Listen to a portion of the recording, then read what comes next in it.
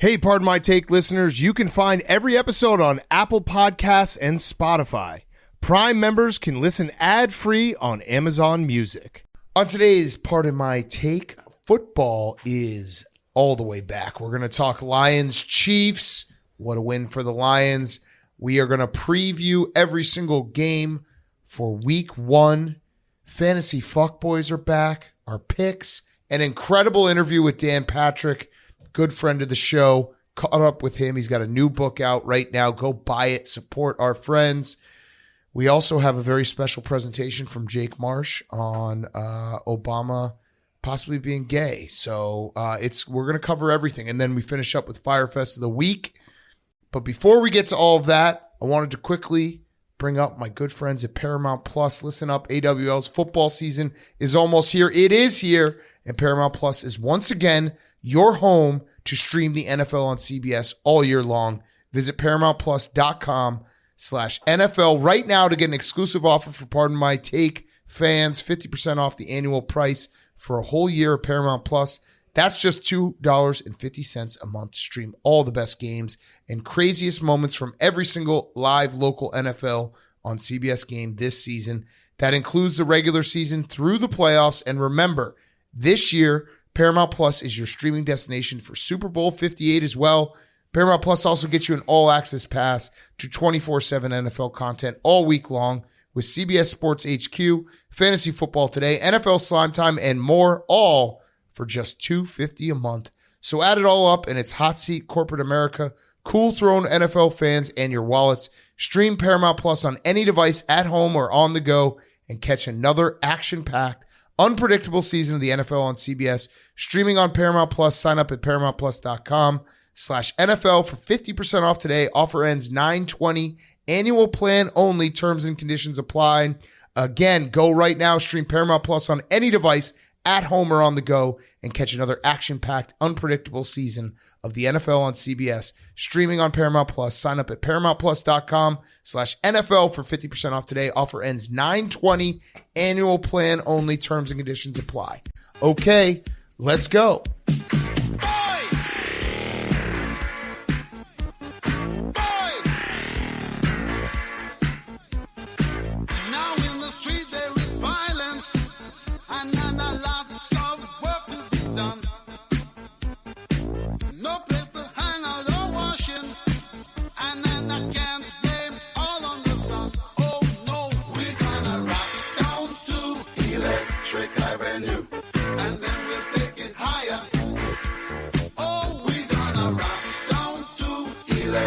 It's Pardon My Take, presented by Barstool Sports. Welcome to Pardon My Take. Today is Friday, September 8th, and the Detroit Lions just went into Kansas City and won a football game. How about them Lions? How about them Lions? How about Jared Goff, friend of the program? Jared looked awesome tonight. We were rooting hard for him. All of us were, right? All of us. Except for Hank. Hank, you weren't? I was rooting for Jared. Oh, did you bet over a half an interception? I was rooting for Jared. Rooting for Jared. You're rooting for Jared. Let's give a hand to Kadarius Toney.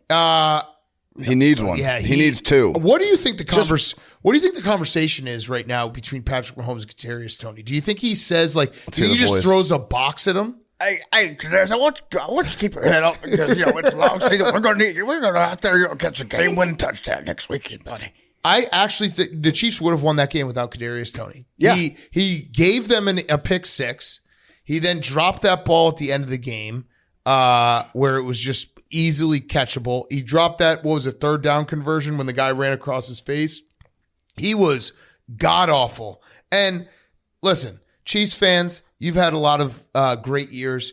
Your team's going to be fine. Your second and third best player didn't play in this game, and Chris Jones and Travis Kelce. Turns out Travis Kelce, very important, and Chris Jones for that matter.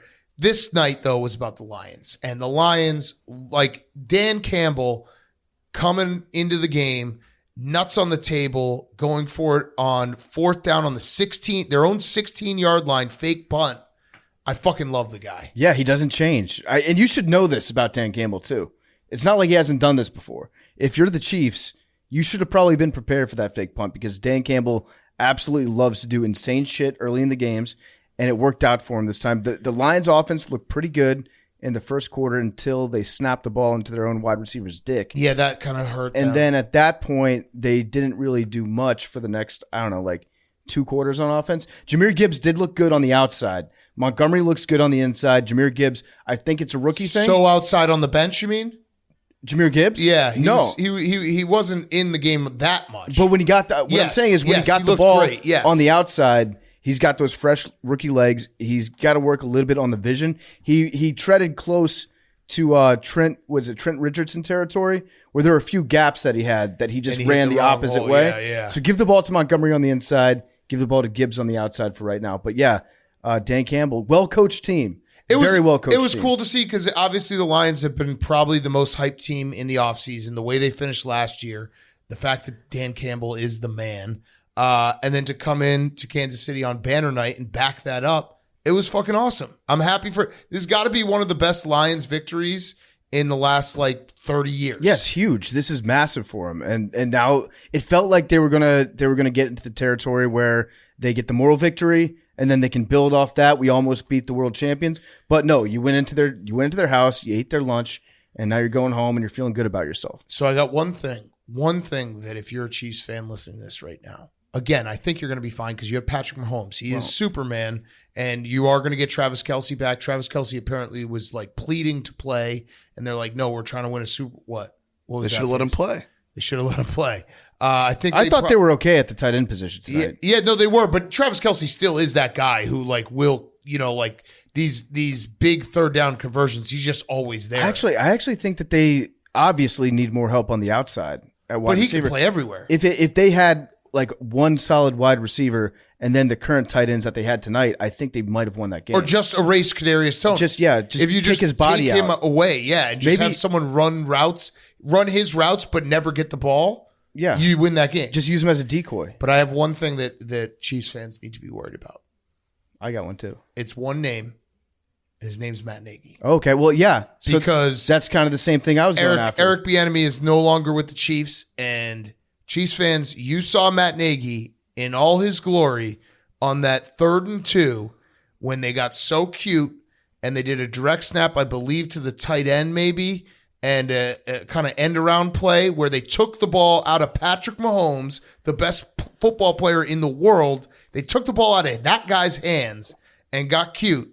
And that was a Nagy special. I don't know if it was Nagy though, because Andy Reid has been running those plays for years. No, Andy. The one knock that we have, the one knock that we have on Andy Reid, he gets too cute with it. They got cute in the red zone earlier. No, that was a Matt Nagy play. He loves that play. But you're right, Big Cat. They don't have Eric Bieniemy. Is Patrick Mahomes a system quarterback? Was Eric Bieniemy the system? Do I now have the system? Have I collected the system? Is the system belong to me now? All your system belongs to us? No. I think it is. But that was a Matt Nagy play call, and the idiocy of taking the ball out of Patrick Mahomes' hands on a 3rd and 2 is mind-blowing. Yeah, it is. Mind-blowingly dumb. But again, I know that we play, backseat driver, Monday morning quarterback, but that's just a simple fact of I don't care what if that play even works, it's still a bad play call to be like, hey, we need a 3rd down conversion and Patrick Mahomes is our quarterback and we're going to not have him touch the ball. Patrick Mahomes had a great night running the ball too tonight. Yeah, and so I think my new thing is just going to be sneaky with it. I'm going to be like Patrick Mahomes, great scrambler,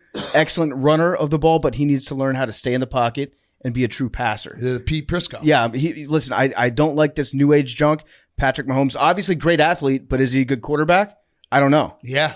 It's a good question. I'd like to see him develop. I don't think he's going to last long in the league if he doesn't learn how to pass the ball, Big Cat. He's so sneaky running because he just always feels like he's about to slide, but he's never going to slide. And so it does feel like all the defenders, no one wants to take a full hit on him. I also think that Mahomes has the fastest slide in the league. He gets from running or doing his duck waddle that he does to being full ass cheeks on the ground in a quarter second. And he's also so smart with when he takes off, that he's seeing the field so well that there's a huge amount of space for him. He doesn't it's very rare to see him take off and be like, oh, he got 1 yard. Mm-hmm. He's always looking downfield and he's like, oh, now I have all this time. But again, it was the Lions night. Credit to Aiden Hutchinson too. Yeah. That dude is a fucking monster. And his family.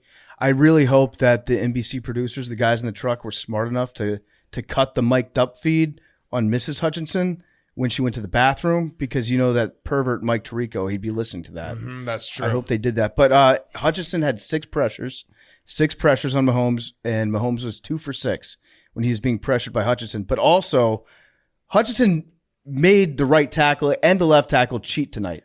He was so good that the Chiefs' offensive linemen were cheating on every single play. But is this the Lane Johnson we discussed last year? It was even worse. You can move back. I know it was worse. It looked bad. I don't blame the Chiefs players. I blame the referee. So if you're on the Chiefs O-line and you're able to get 2 steps before the defensive player gets off the ball at all, then yeah, keep doing it. That was smart by them. Jeff Schwartz, do a video for us tomorrow.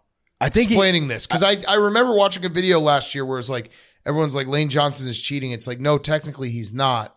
I can't remember the details of it, but it did look, when you're watching it, you're like, what the hell is going on? The ref that they had, Terry McAuliffe, is that his name? He even said, yeah, this is cheating. They're cheating. Yeah.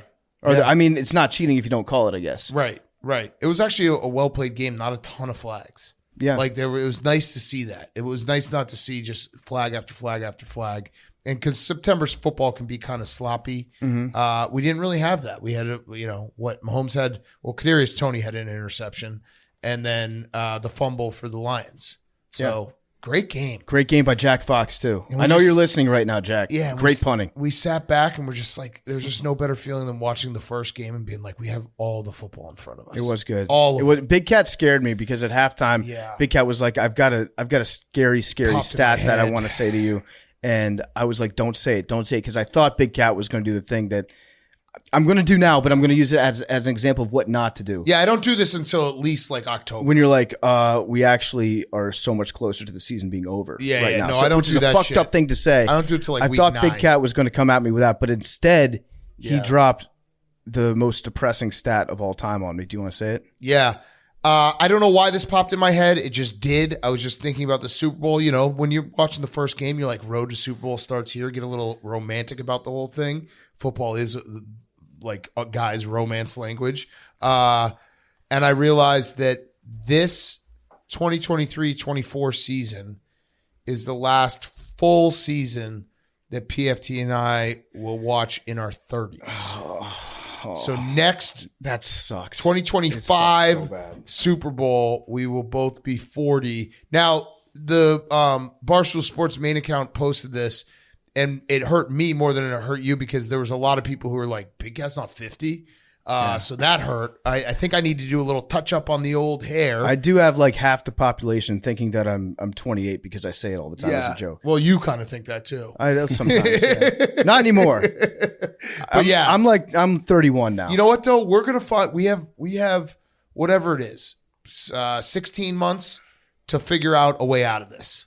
And by that, I mean kill ourselves. Yeah, I was going to say there's only one way out. Yeah, we could never get to 40. When Big Cat said that to me, my resolution was I'm going to do all the drugs at the Super Bowl this year in Vegas. Yeah. It's the last year where you can think, okay, we're young. We're making 30-year-old mistakes. Listen, we're young. We're just kids. We're just kids that make mistakes sometimes. We don't know any better. Yeah, we're going to be cool, though. We're going to be cool. We're going to be like, we're old heads now. Yeah. We're going to do like the LeBron thing. Mm-hmm. All these young bucks trying to podcast. Yeah, we're here year 25. Or you go out for one night just as hard, if not harder, than all the young kids, and then you don't get up until like 5 p.m. the next day, and then you're in bed for a week. Oh, but in that one night, you're like, it would be a month. Yeah, it would be a month. I mean, Hank is right now battling his first true like hangover in his 30s. And it's a hard one. He's been hungover for 3 straight days. Can I give you a little a word of advice, Hank? Yes. So if you've got the tail end of a bachelor party hangover, you feel not as bad on Monday. Sometimes you feel worse on Tuesday. You're going to want to drink 4 beers on Tuesday night.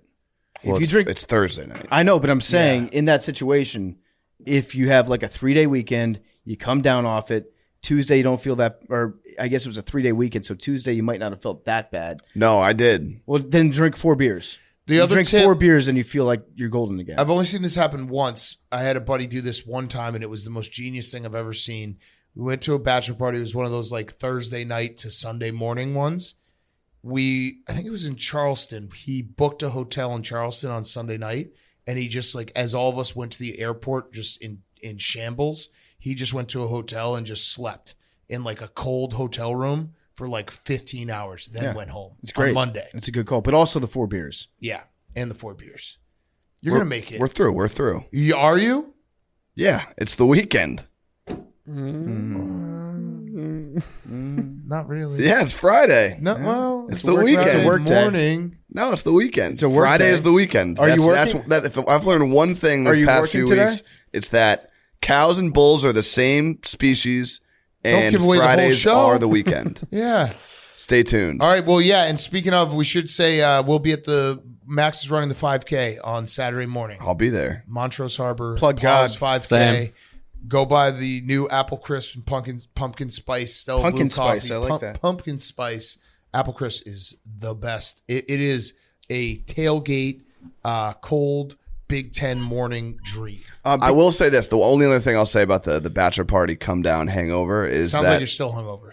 the amount of, and I'm sure this happens. This happened to me in my 20s too. But after a long weekend, the amount of time you spend thinking about how you're not going to drink again. Yeah. For those first 4 days, it's like, I'm never doing this to myself again. And then you eventually get to an age where you just don't drink again. Yeah. Yeah. I might be there. I was having those thoughts. No. I was like, Wait, but aren't you going watch the big Nebraska yeah, game Saturday? that's for work though. That's where I was like having those thoughts. I was like, I can't do this Saturday. But content, work. It's a Gotta hard job. be done. You don't have to gotta drink, though. Oh, no. Come on. He's got to drink. You don't for his have job. to. Some people are capable of doing that.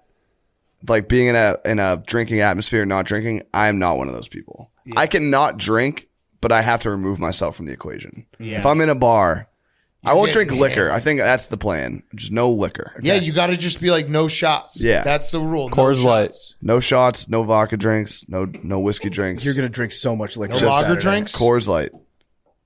Coors Light. You get knocked down? But you get back up again. Yeah. That's the Hank Lockwood story. Yeah. I do have a prediction for Kadarius Toney and how Okay. the season's going to play out because I thought Gulag. about it. Yeah. Gulag. Yeah. Grocery bagger. What's going to happen is he's going to have another bad performance in one of the next 2 weeks. If he doesn't have an injury by then, he's going to get mad at Mahomes for not throwing him the ball anymore. And then by week 9, he's going to get disciplined by the team for yelling at Mahomes during practice to throw him the ball more. He's going to come back, get more angry at Mahomes for not throwing the ball, probably take off his shoe, do something insane, try to stab him with the toe cleat, and then he's going to get traded, cut, removed from the team. Raider. Raider. Yeah. That's how the season plays out for Kadarius Toney. Yeah. I know how his brain works. Yeah. Yeah. It was not a good night for Kadarius Toney, but a great night for the Lions. Let's kick it to ourselves. We're going to do a preview of every single game on Sunday and Fantasy Fuckboys and Dan Patrick. All right, it's time for our NFL weekend picks and preview for week 1. And it's brought to you by our friends at Uber Eats. We love Uber Eats, pardon my take, and we know that you're listening to this right now. You have your plans to sit on the couch all Sunday, watch football, and you get food delivered right to your door with Uber Eats. There's nothing better than that. You need to fire up Uber Eats. I'm talking pregame. I'm talking in the middle of the slate. I'm talking right before Sunday Night Football. Uber Eats should be delivering you all throughout the day, and they don't just deliver meals. It's groceries, alcohol, everyday essentials, in addition to the best local restaurants you love, all at Uber Eats. Think about it. Nachos, wings, sports drinks, dips, Coors Light. a plunger. Root beer. Yeah, deodorant, all these things. What they can't deliver, unfortunately, guys, an extra running back for your fantasy team or a field goal post. They should deliver a field goal post. That should be, maybe in Knoxville. That one's still floating around out there. Yes, but they do deliver everything else. So get grocery, alcohol, and everyday essentials in addition to the restaurant food you love. So in other words, get almost anything with Uber Eats. Order now. You're sitting on your couch. Uber Eats is sending you. Order Uber Eats right now. Get almost anything. Order right now all weekend long. And that is who is presenting sponsor for our NFL picks and preview. Week 1, boys. We made it. We made it. So what we're going to do this year, we already teased this. Last year it got a little confusing when we'd go game by game and be like, who's got to pick on this game? We're going to talk about every game. And at the end, we're all going to give our 2 best bets. A total and a side, and that will be the competition. So it'll be the best running competition throughout the year. 2 best bets a week. No overlap picks. We'll draft the picks, but this way we're going to talk about every game, and then you get a little bit of gambling at the end. I think what we should do, I was thinking about how to strategically start it. I think what I've done is I've separated the early slate and how we preview this for our TV games and our non-TV games. So we have 6 TVs in the office. So I think we'll have 5 TVs on games and red zone, and there'll be a few off. So we're going to start with our TV games, okay? And the first TV game I had was Bengals-Browns. Yep, that's going to be a sneaky good matchup. It's one of these games where you look at the logos, and if you've been watching football as long as we have, there's still something shocking about seeing these 2 logos next to each other and thinking this is our 1-1 TV game of the week. Yes. But the Bengals are good. The Bengals are really good. The Browns should be good. We don't know what's going to happen with Deshaun Watson this season. I'm pumped. I'm pumped for this game. The battle for Ohio. I'm very pumped for this game. The one thing that I have sticking in my head, I am trying my best going into week 1 to think about the long term and the short term here, where it's like long term, I think the Bengals are a definite Super Bowl contender. I would almost like pencil them into at least the second round AFC Championship game. I think they are that good. Short term, Joe Burrow misses half of training camp again. What happened last year? He missed it for his appendectomy. He threw 4 picks against the Steelers, lost in overtime to a Steelers team that was not that good last year. They were kind of middle of the road, especially at the beginning of the season. I feel like he's going to be rusty again. I think the Bengals will be there long term, but I think this is a tough spot for the Bengals week 1 with Joe Burrow coming back from not practicing at all. Well, the exception for that, the stat of the Browns being dominant over the Bengals was that one game last year. Yeah. But recently, the Browns have been better head-to-head. I think they're 5-1 against Burrow. 5-1 against Burrow. And, the Browns are – run the damn ball. Let's start the season off on a good foot, Stefanski. Run the damn ball. Don't get cute with it. I know you don't have Chunt anymore. You just got Chubb, so they're missing Hunt. But just give the fucking ball to Nick Chubb and let him just run. I also, now this is, follow me along because this might get a little weird, but Deshaun Watson, everything off the field, I think he's the perfect quarterback for the Browns, and here's why. The Browns are very good. The Browns have a very good roster. Deshaun Watson, when he was playing for the Texans, was a phenomenal top 5 quarterback in the league, right? But a lot of people don't want to talk about the Browns because of Deshaun Watson, so it tempers the Browns' hype. And the Browns are one of those teams I put in the category of like never overhype the Browns or the Lions, some of these teams. He might be the perfect quarterback where it's like they are really, really good. If Deshaun Watson plays well, they're going to be phenomenal, but we're not going to hype him too much because then we have to talk about Deshaun Watson. Well, you know who is talking about Deshaun Watson, who is an advocate for Deshaun Watson. Maybe his biggest fan this year, actually. Who? Hank Lockwood. Hank Lockwood. To our left. Hank drafted Deshaun Watson, which I thought was a disgusting act. I disavow personally. I do too. I disavow Deshaun, but Hank strongly avows him. I mean, if the NFL wants to suspend him, they should. Oh, so now you're standing behind what about what Brady's Roger 4-game Goodell says. suspension? No, that's what I'm saying. Like I'm not. If he's on the field, I'm rooting for him. Is there a Deshaun 4 like there was a Brady 4? That would be a wild group. Danny Masterson. That would be a wild group. Yeah. I think he's gonna have a great year. I think people are hating on him because he was suspended for a lot of the year last year, came back, was rusty, but he's one of the best QBs in the league when he's good. He's had a full offseason to train, full training camp. I think it'd be funnier if he just was bad for the rest of his career, but I do think he probably will. I mean, he can't be as bad as he was last year. No, right? but I mean, taking like a year and a half off football, you're not going to be the same when you just get tossed back in. Yeah. So he's had an offseason to prepare. He probably should be better this year. How good does he have to be, though? How good does Deshaun have to be to make the contract that he's getting worth it? I feel like he has to win 2 Super Bowls for that contract to be justified. Yeah, I think he has to be like a top 4 quarterback in the AFC, which is, you'd be like, oh, that's really hard to do. Yeah. When you list the names. He has the best contract in the history of the NFL for a quarterback. Yeah. So this game is going to be great, though. I'm very, very excited. All right, game number 2 on the television, 49ers-Steelers. 49ers-Steelers, going to be on the TV. Bosa's back. Bosa is back. I still, though, this is such a classic Steelers spot that I think it's like 15-3-1 or something. Mike Tomlin as a home underdog. And I know that they look great in preseason. They're getting a little buzz. But, I just like Mike Tomlin knows how to get the guys going. Yeah. The 49ers are legit, though. Yo, they're most legit. Like the most Super Bowl. I have more confidence in picking the 49ers to make a championship game than I do of any other team in either conference. The AFC, because they'll beat each other up. The NFC, you've got the Eagles. But I was seeing an interesting stat. The Eagles are the Super Bowl losers in weeks 1 and 2 of the following season. They stink across the board. They might get off to a slow start, but I feel like the 49ers, you can just pencil them in. I'm pumped for this game too. It's gonna be great defensive football. Now, I would like to see the Steelers figure out something to do on offense besides like hit Freiermuth in the flat, hit Nagy in the flat. They've done it in Washington now. Yeah, throw one ball to Pickens each game that makes you be like, holy shit, this guy's an alien. Maybe have Deontay Johnson score a touchdown. One touchdown. I would like to see something new out of the Steelers offense. I just don't know if we're going to get it. I'm ready to say it. I think this is a legacy year for Kyle Shanahan. Okay. I think he has to win the Super Bowl. Or else? The legacy? Tarnished. His pristine championship pedigree has been tarnished? Yeah, no, I do think, though, if he wins the Super Bowl, he will be the hottest. He'll be the number one coach in the NFL. Like, you know how that quickly that happens? Sean McVay wins the Super Bowl, number one coach. He has his legacy. Like, this is a legacy-defining season for him. I saw He's a healthy QB, though.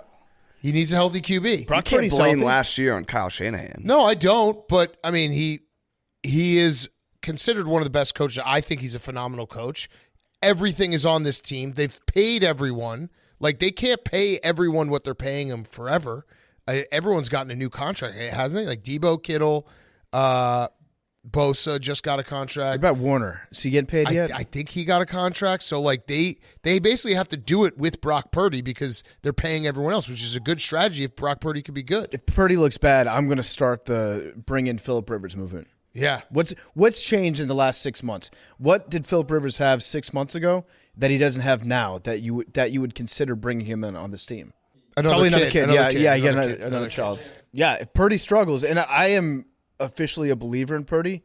He convinced me after like 3 starts last year. He had that one throw across the middle. I was like, okay, this guy can play. But if he's not healthy, I think Shanahan owes it to us as football fans to bring in Phillip Rivers. I also should say I'm officially a believer in Purdy on the 49ers. Oh, yeah. That's what I mean. If you put Purdy on the Cardinals, it would be a disaster. Mm-hmm. But, yeah, on the 49ers, did you also see Minkah Fitzpatrick, tone setter?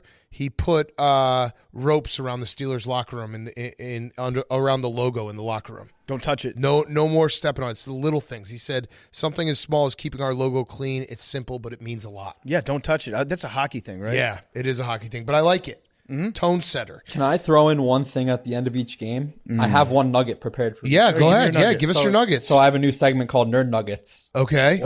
Just reading it off on social media, but I'll throw it on the show too. If you guys don't like it, no offense. Like, I won't be offended. For this You'll be game, a little bit offended. You're already apologizing for the Nerd Nuggets segment. Okay. A weird scheduling quirk. The Steelers are opening the season at home for the first time since 2014. Over the last 8 years, Pittsburgh went 5-2-1 on the road in Week 1. Oh, that is weird. This is their first home Week 1 game in 9 years? Yeah. That's a nerd nugget. Is there a reason for that? Was that? I think it's just luck. Because I don't know. I know that they like to have like Rib Fest sometime in early September. Maybe it was like, the Spurs go on the road every year for the rodeo trip. Yeah. Maybe it was like the rib trip. We couldn't have them in Week 1. Yeah. I don't know. But it's a rare match. Steelers at home Week 1. Yeah. Okay. Game number 3 on the TVs. This is we have to do. This is bias pick. Commanders Cardinals. Yep. Commanders Cardinals will be on the TV. Okay. What, you're saying they won't? It's they the have start to be of on there. It's the start of an era. PFT, sell us on this game being on TV. Okay, I've got a great nerd nugget of my own. It's fucking half price hot dog day in Raleigh, Maryland. It's a new era, full price ad. Full price ad. They took out a full page ad in the Washington Post to announce that we're doing half priced hot dogs. Love it. At the game. Dan Snyder could never do that. He would charge double and they'd be expired and they'd probably already been stuck up his butt. So it's a new system in DC across the board. I'm excited to watch Sam Howell. The Washington Post also did a very interesting article about Sam Howell and how Mac Brown knew that he was going to be a guy in college because he never went on dates. Ooh. It was even on Valentine's Day. He would be like, Mac would go up to him and say, hey, who's your date? He'd be like, my only date tonight is with Madden. Wow. He's learned the playbook. So he's married to the game. Married to the game of football. That also very much could be Mac Brown being so old and out of touch that he didn't realize that Sam Howell has like a hot sorority girlfriend named Madden. That's also true. Like that is a hot sorority girlfriend name. It is, yeah. Like a bad girl. Yeah. A bad girl. Maddie? So, yeah. I feel like that would be so great if Mac Brown just didn't understand that situation whatsoever. yeah. But I choose to believe that some of us miss football. He misses football because he's married to the game. Mm-hmm. And I think that Sam Howell is giving us every reason to think that he could be a good quarterback this year. Now, he might suck ass, all right? And I've prepared myself for that mentally. But I don't think he's going to suck enough ass to not beat the Cardinals by 7 points because I have zero confidence in the Arizona Cardinals. No, they're going to suck it. I'm full on clip every weird thing Jonathan Gannon does mode where I'm just going to be watching him like a hawk. You going to drive? Who drove here? Who rode the bus here? Well, you got to light a fire in yourself. I want killers. Come on, men. We're going to kill. We're going to kill. We're going to take a bus here. I'm going to mix up his name with Steichen all the time. Wait, can you put that clip in because it is that confusing what PFT it was almost verbatim what he did. I have no idea what he's trying to do there. I don't know if he's been installed to tank. And in fact, we're so dumb and we've been so wrong about the NFL so frequently on the show that now I'm starting to double doubt myself and say, wait, we might be wrong about him. He might be a good coach. Yeah. They might be putting this out. This might be 7-dimensional chess that they're playing. I feel pretty confident saying no. I tend to agree with that. Mm-hmm. And he's not releasing who the starter is going to be because you have to prepare for competitive both edge. Josh Dobbs and then somebody else. Not Colt McCoy. You have to prepare for either Josh Dobbs or not Josh Dobbs if you're the Commanders. And if you're the Cardinals, you have to prepare for either Terry McLaurin or not Terry McLaurin. I think he's going to play, and I think Chase Young's going to play too. So I love the Commanders. Josh Dobbs or not Josh Dobbs is actually like a straight up 50-50 split. I don't know which one I want. I think I would rather prepare for Josh Dobbs. But not Josh Dobbs could literally be anyone. If it's not Josh Dobbs, then you're probably not going to get 7 interceptions. Well, what if it's Nathan Peterman? Then you could, yeah. Yeah. But I know that. But we don't know who's under not Josh Dobbs. You either want Josh Dobbs or there's infinity other people that it could be that aren't Josh Dobbs. Yes. All right, what's your nerd nugget? The Commanders have won 8 straight at home against the Cardinals dating back to 1999. It's Washington's longest active home winning streak against any opponent. All right. Wow. There we go. I'm sold. All right. So it is, let's see, roster overview, Arizona Cardinals, Josh Dobbs, or wait, where is it? Depth chart. Do we know? Do you know? Does anyone know? It's definitely not Colt. They cut Colt, which to me tells me that they are tanking because if you want to win one game, you have Colt McCoy in the roster. Clayton Tune. Oh, okay. Who I actually liked in college a lot. Clayton Tune played for our guy Dana at Houston. Not a bad. I think I want Josh Dobbs now. As far as people who aren't Josh Dobbs goes, I would rather take Clayton Tune than 50% of people that aren't Josh Dobbs out there. Yes. All right. Next TV game: Bucks Vikings.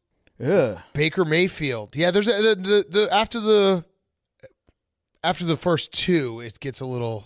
Don't get me wrong. I wasn't oohing football. I was just oohing the Bucks. Well, yeah. The Bucks. We will have Stephen Shea on the stream. But yeah, the Bucks Vikings. We'll see what the Vikings' new defense looks like. Baker just trying to make something happen. Is Mike Evans hurt or just wants to be traded? I think Mike Evans, his career is hurt. Okay, because that's the craziest part is like Baker Mayfield probably has his best weapons ever, right? Yeah, pretty good. I mean, Mike Evans is a Hall of Famer. Chris Odell Godwin. Beckham. He had Odell Beckham. He did have Odell Beckham for a little bit, but he didn't really want to play there. Yep. I guess they did have Jarvis Landry and Odell Beckham. But Mike Evans, Mike Evans is awesome. He's very good. I feel like he just wants to be traded, though. He's like, hey, I'm at this point in my career. We're not going to be a contender this year. Just please move me to a different team. Yes. Okay. I would say he's earned that right. Yeah. For Mike Evans. Nugget. Vikings finished 11-0 one-score games last year, just 5-8 in 2021. So it feels like regression of the mean. Also, they might not be a contender, but they're in the NFC South. True. That's a good point. That division, definitely you could win it with probably 8 or 9 games. So the good news for Kirk Cousins is I don't think it's going to be a one-score game. I feel like this is prime Kirk Cousins opening day against an inferior team. It's buried in the 1 o'clock, noon o'clock slate, so he's not going to be standing out. This is a good Kirk Cousins game. Yeah. All right, and then the last TV game, number 5, I'll let you guys pick 1 or 2. 2. Okay. Let's do one. I said 2. Which one would you like? Let's do Jake, 2. Jake, break the tie. Why don't we do 1? 1 or 2? 2. Number 2. You want 2? All right. You just got Ryan Tannehill versus Derek Carr, Titans Saints. The other one was Jags Colts. Yeah. No. It's kind of a toss-up. You think Jags Colts? Hank was right. All right, so we'll go 1. Jags Colts. All right. Trevor Lawrence, Anthony Richardson. That's a QB matchup you want Okay, to so watch. Jags Colts, and we have our winners, right? Did we announce our winners for the Colts tickets? Ty and Colin, congratulations. Congratulations, Ty and Colin. The baby Irsay pictures were everything that we had hoped for and more. So you will be going to the game this weekend. We'll have to figure out something different to do next week because I feel like baby Irsay is a one-time thing. Yeah, we'll just keep doing babies. Yeah. I think Show us your. Well, that gets a little creepy. They're not home again until week 4, so we have some time. We're just asking Indianapolis people to send us their children. Yeah. Okay. This game, Jags Colts, I agree. Now, I'll say this right now. Dennis Allen, who is an AWL, longtime listener, if you decide to start Jameis Winston, you will get on the TV. Absolutely. That's a fact. Yeah, we'll smash the Jameis. We'll break that glass in case of emergency. What's the stat in this one, Jake? Do you have the nerd nugget that says that the Colts haven't won in week 1 and how many? 2013, which I've been reminding you guys all summer, which you are ignoring, right? Well, you now told I'm us to paying ignore attention. everything. Well, you told me to. Yeah, but then you tell told it back to us. Yeah. That and they're having a different week 1 starting quarterback for the 8th straight year, the Colts. That's pretty impressive. Andrew Luck, Scott Tolzien, Andrew Luck again, Jacoby Brissett, Phillip Rivers, Carson Wentz, Matt Ryan, Anthony Richardson. Wow. That's a 8 straight very, seasons. very depressing list. 113-1 against the spread since 2008. Week 1s. Anthony Richardson, though. Anthony Richardson, okay, your good. Heisman Trophy winner. Good point, Hank. But counterpoint, Rookie of the year. Jaguars minimum 13 wins. Yeah. Per Pete Disaster Prisco. if they don't get there. Oh, man, if they don't win this one, it's It's going to be tough to find your way to 13 trouble. wins if you lose week 1 to the Colts. Yeah, Trevor Lawrence is 4-14 straight up and 7-11 against the spread on the road. Okay, I know this sounds stupid about Trevor Lawrence, but I believe in these things. I think the demise of Dabo definitely affects Trevor Lawrence. It's like college rankings, like your diploma goes down. If Dabo starts to go into the dumpster, Trevor Lawrence now, it's like, well, what did he ever do? But counterpoint, doesn't it make Trevor Lawrence look better? He overcame him? He was able to drag I can be Dabo convinced Swinney that to way, a natty. I can be convinced. Okay. All right, so that We'll have sounds like we're going to play the results. We'll have to wait. Yeah. Yes. So post week 1, sounds like we're right. We'll figure out which one of us was right because somebody on this show is. Well, no, we're both right because we're both believing in both at the same time. Yep. And whenever the results come out, we'll assign.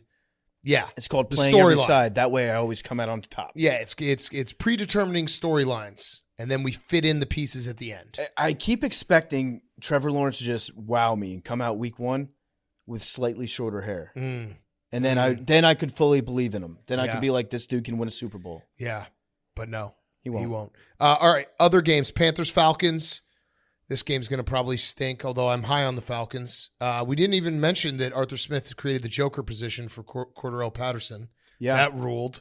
Arthur Smith felt a little testy there at the press conference. I like that. I want a little fire from him. Did you see what the new wrinkle that the Falcons are going to be unveiling in Mercedes-Benz Superdome is? No. They've got a security guard, but it's a dog. It's a robotic security guard dog named Benzie. Like the Boston Dynamics It's like the one? Boston Dynamics Yeah. dog. It's going to be patrolling the sidelines.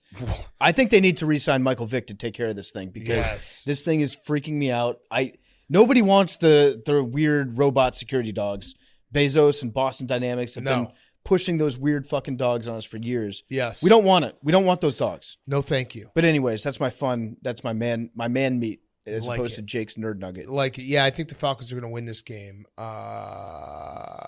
The last thing I had was, did you guys see? It was a very niche fantasy argument that I just gave me a little chuckle. An athletic writer did a big breakdown of the Falcons roster, and he said that Kyle Pitts is going to be 4th in targets this year. And everyone's like, what the fuck? 4th? How are you 4th in targets? And then he was like, well, I meant targets plus carries, which is a completely that's different thing. So does he also include, like, I guess, Bijan Robinson? Yeah, no, he had Tyler Algier as like 3rd and Kyle Pitts is 4th. And everyone's like, how the hell is this guy going to get more targets than Kyle Pitts? He's like, well, I was talking about carries too. He meant touches. Yes. Touches on the ball. Opportunities. I'm very interested to see what Arthur Smith does with Bijan Robinson. If you get a new toy at running back, Yeah. You drafted him very high. Are you just going to give him the ball 30 times in the first game? Why not? I would. Why not? Let's ride. All right, Titans. I do have a fun stat for this game. Yeah. Number one overall quarterbacks in their debuts are 0-13-1 straight up. 1-13 against the spread. Whoa. Now, don't look any further into that than thinking like, oh, okay, maybe the team that drafts in the first overall position isn't very good. Yeah. We're just talking. This is a complete judgment on Bryce Young as an individual here. So, according to history, 0-13-1 straight up. Just keep that in mind. That's tough. That's tough. All the Bryce's members out there. So Frank, I'm doing a long. I'm holding my Bryce's stock. It's a long play. You're going to see who comes out on top. It's not going to be great this year. I'll say that right now, but it's a long play. Okay. Yeah. Frank Reich's tenure as Panthers head coach begins in a familiar place. He started as the opening day quarterback in the Panthers' inaugural season in '95 against the Falcons. Oh wow. Oh, interesting. Okay, that's very interesting. Yeah. All right, Titans Saints. This has the chances of being the most boring game with two teams that could go to the playoffs, because I feel like this is going to be defense, Derek Carr, new offense, maybe slow start, and I feel like the Titans are going to win like 20-17. I'm kind of believing in the Saints. I'm kind of believing in the Titans Because here's the thing. Derek Carr, not a bad quarterback. Jameis is better. Not a great quarterback. Jameis is definitely better. But Derek Carr, not a bad quarterback. Their defense was really good last year. I guess I should say that if Derek Carr beat out Jameis in the depth chart, then Derek Carr's a Hall of Famer. Yeah, he should be. First ballot. Because Jameis is a Hall of Famer. They are going to be missing Alvin Kamara, who's suspended for, 3 weeks, 4 weeks? Is that the punching incident? That was the punching incident from like 5 years ago where he beat up a guy in Las Vegas, which you should be allowed to do. There's no rules in Las Vegas. So he's out. So I don't know how the running game's going to look. But I still feel like Derek Carr, probably an upgrade at the quarterback position. Yeah. Yeah. Who was it last year? Andy Dalton. Andy Dalton, yeah. Andrew yes. Dalton. Yes, and Ian Book in that one game. That Yeah. was the worst game ever played. And Blake Bortles was on the roster that game. Blake Bortles was on the roster. Okay, and then last game in the noon slate, Texans, Ravens. So Ravens are going to demolish the Texans. I probably agree with that, and I am a Stroud boy. Oh, is it going to be in the $100? No, they're not. They're not. But this is probably the biggest survivor pick that if they lose, it'll be the classic. Like, Yes. 90% of people's survivor pools are busted, Agreed. It's and that always happens. last I checked, it was 30% of America is taking the Ravens in survivor pools. 20% is taking the Commanders, which is wild to think. Yeah. But what was that? What was that noise? That might be that it then. was a That real might be it noise. then. That might be it then. What you piece of Hungry shit? dog. One of those two is winning.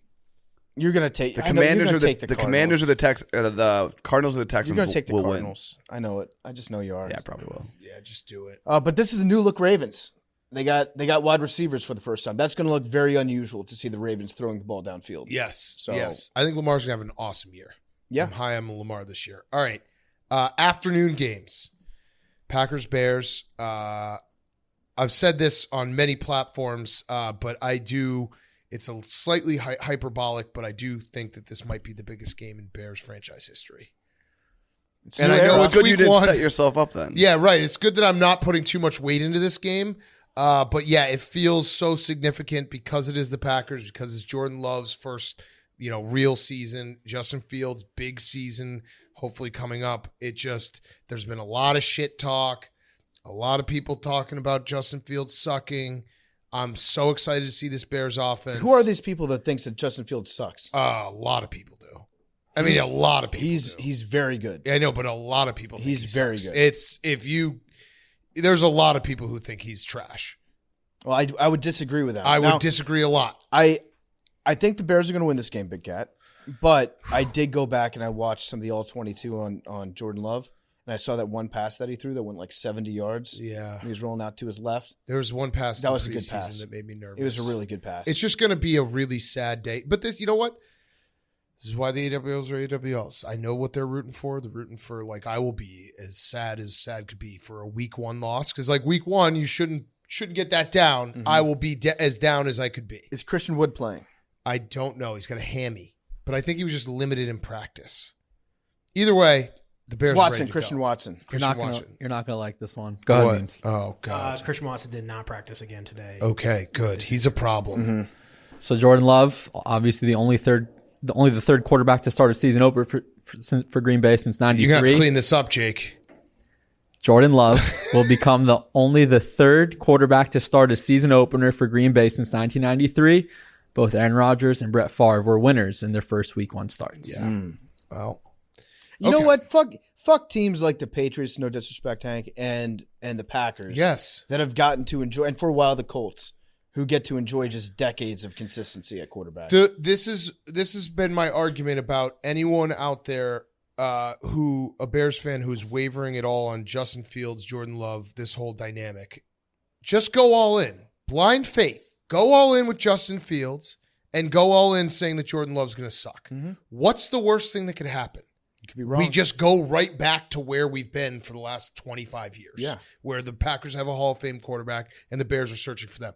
If it's not as catastrophic of a situation if you've lived through it. Like, I know where, like, if I have to go back to this place, it'll be like going back to an old apartment, being like, oh, yeah, I know where I know that this floorboard's a little weird. And I know, like, you got the toilet is you got to hit it twice. Like, I know the place that I could end up in. So why not just believe that it's going to be different this time? Yeah, you should. Right. You Blind should. faith. You absolutely should. It's okay to love, okay? Right. It's okay to go. Well, no.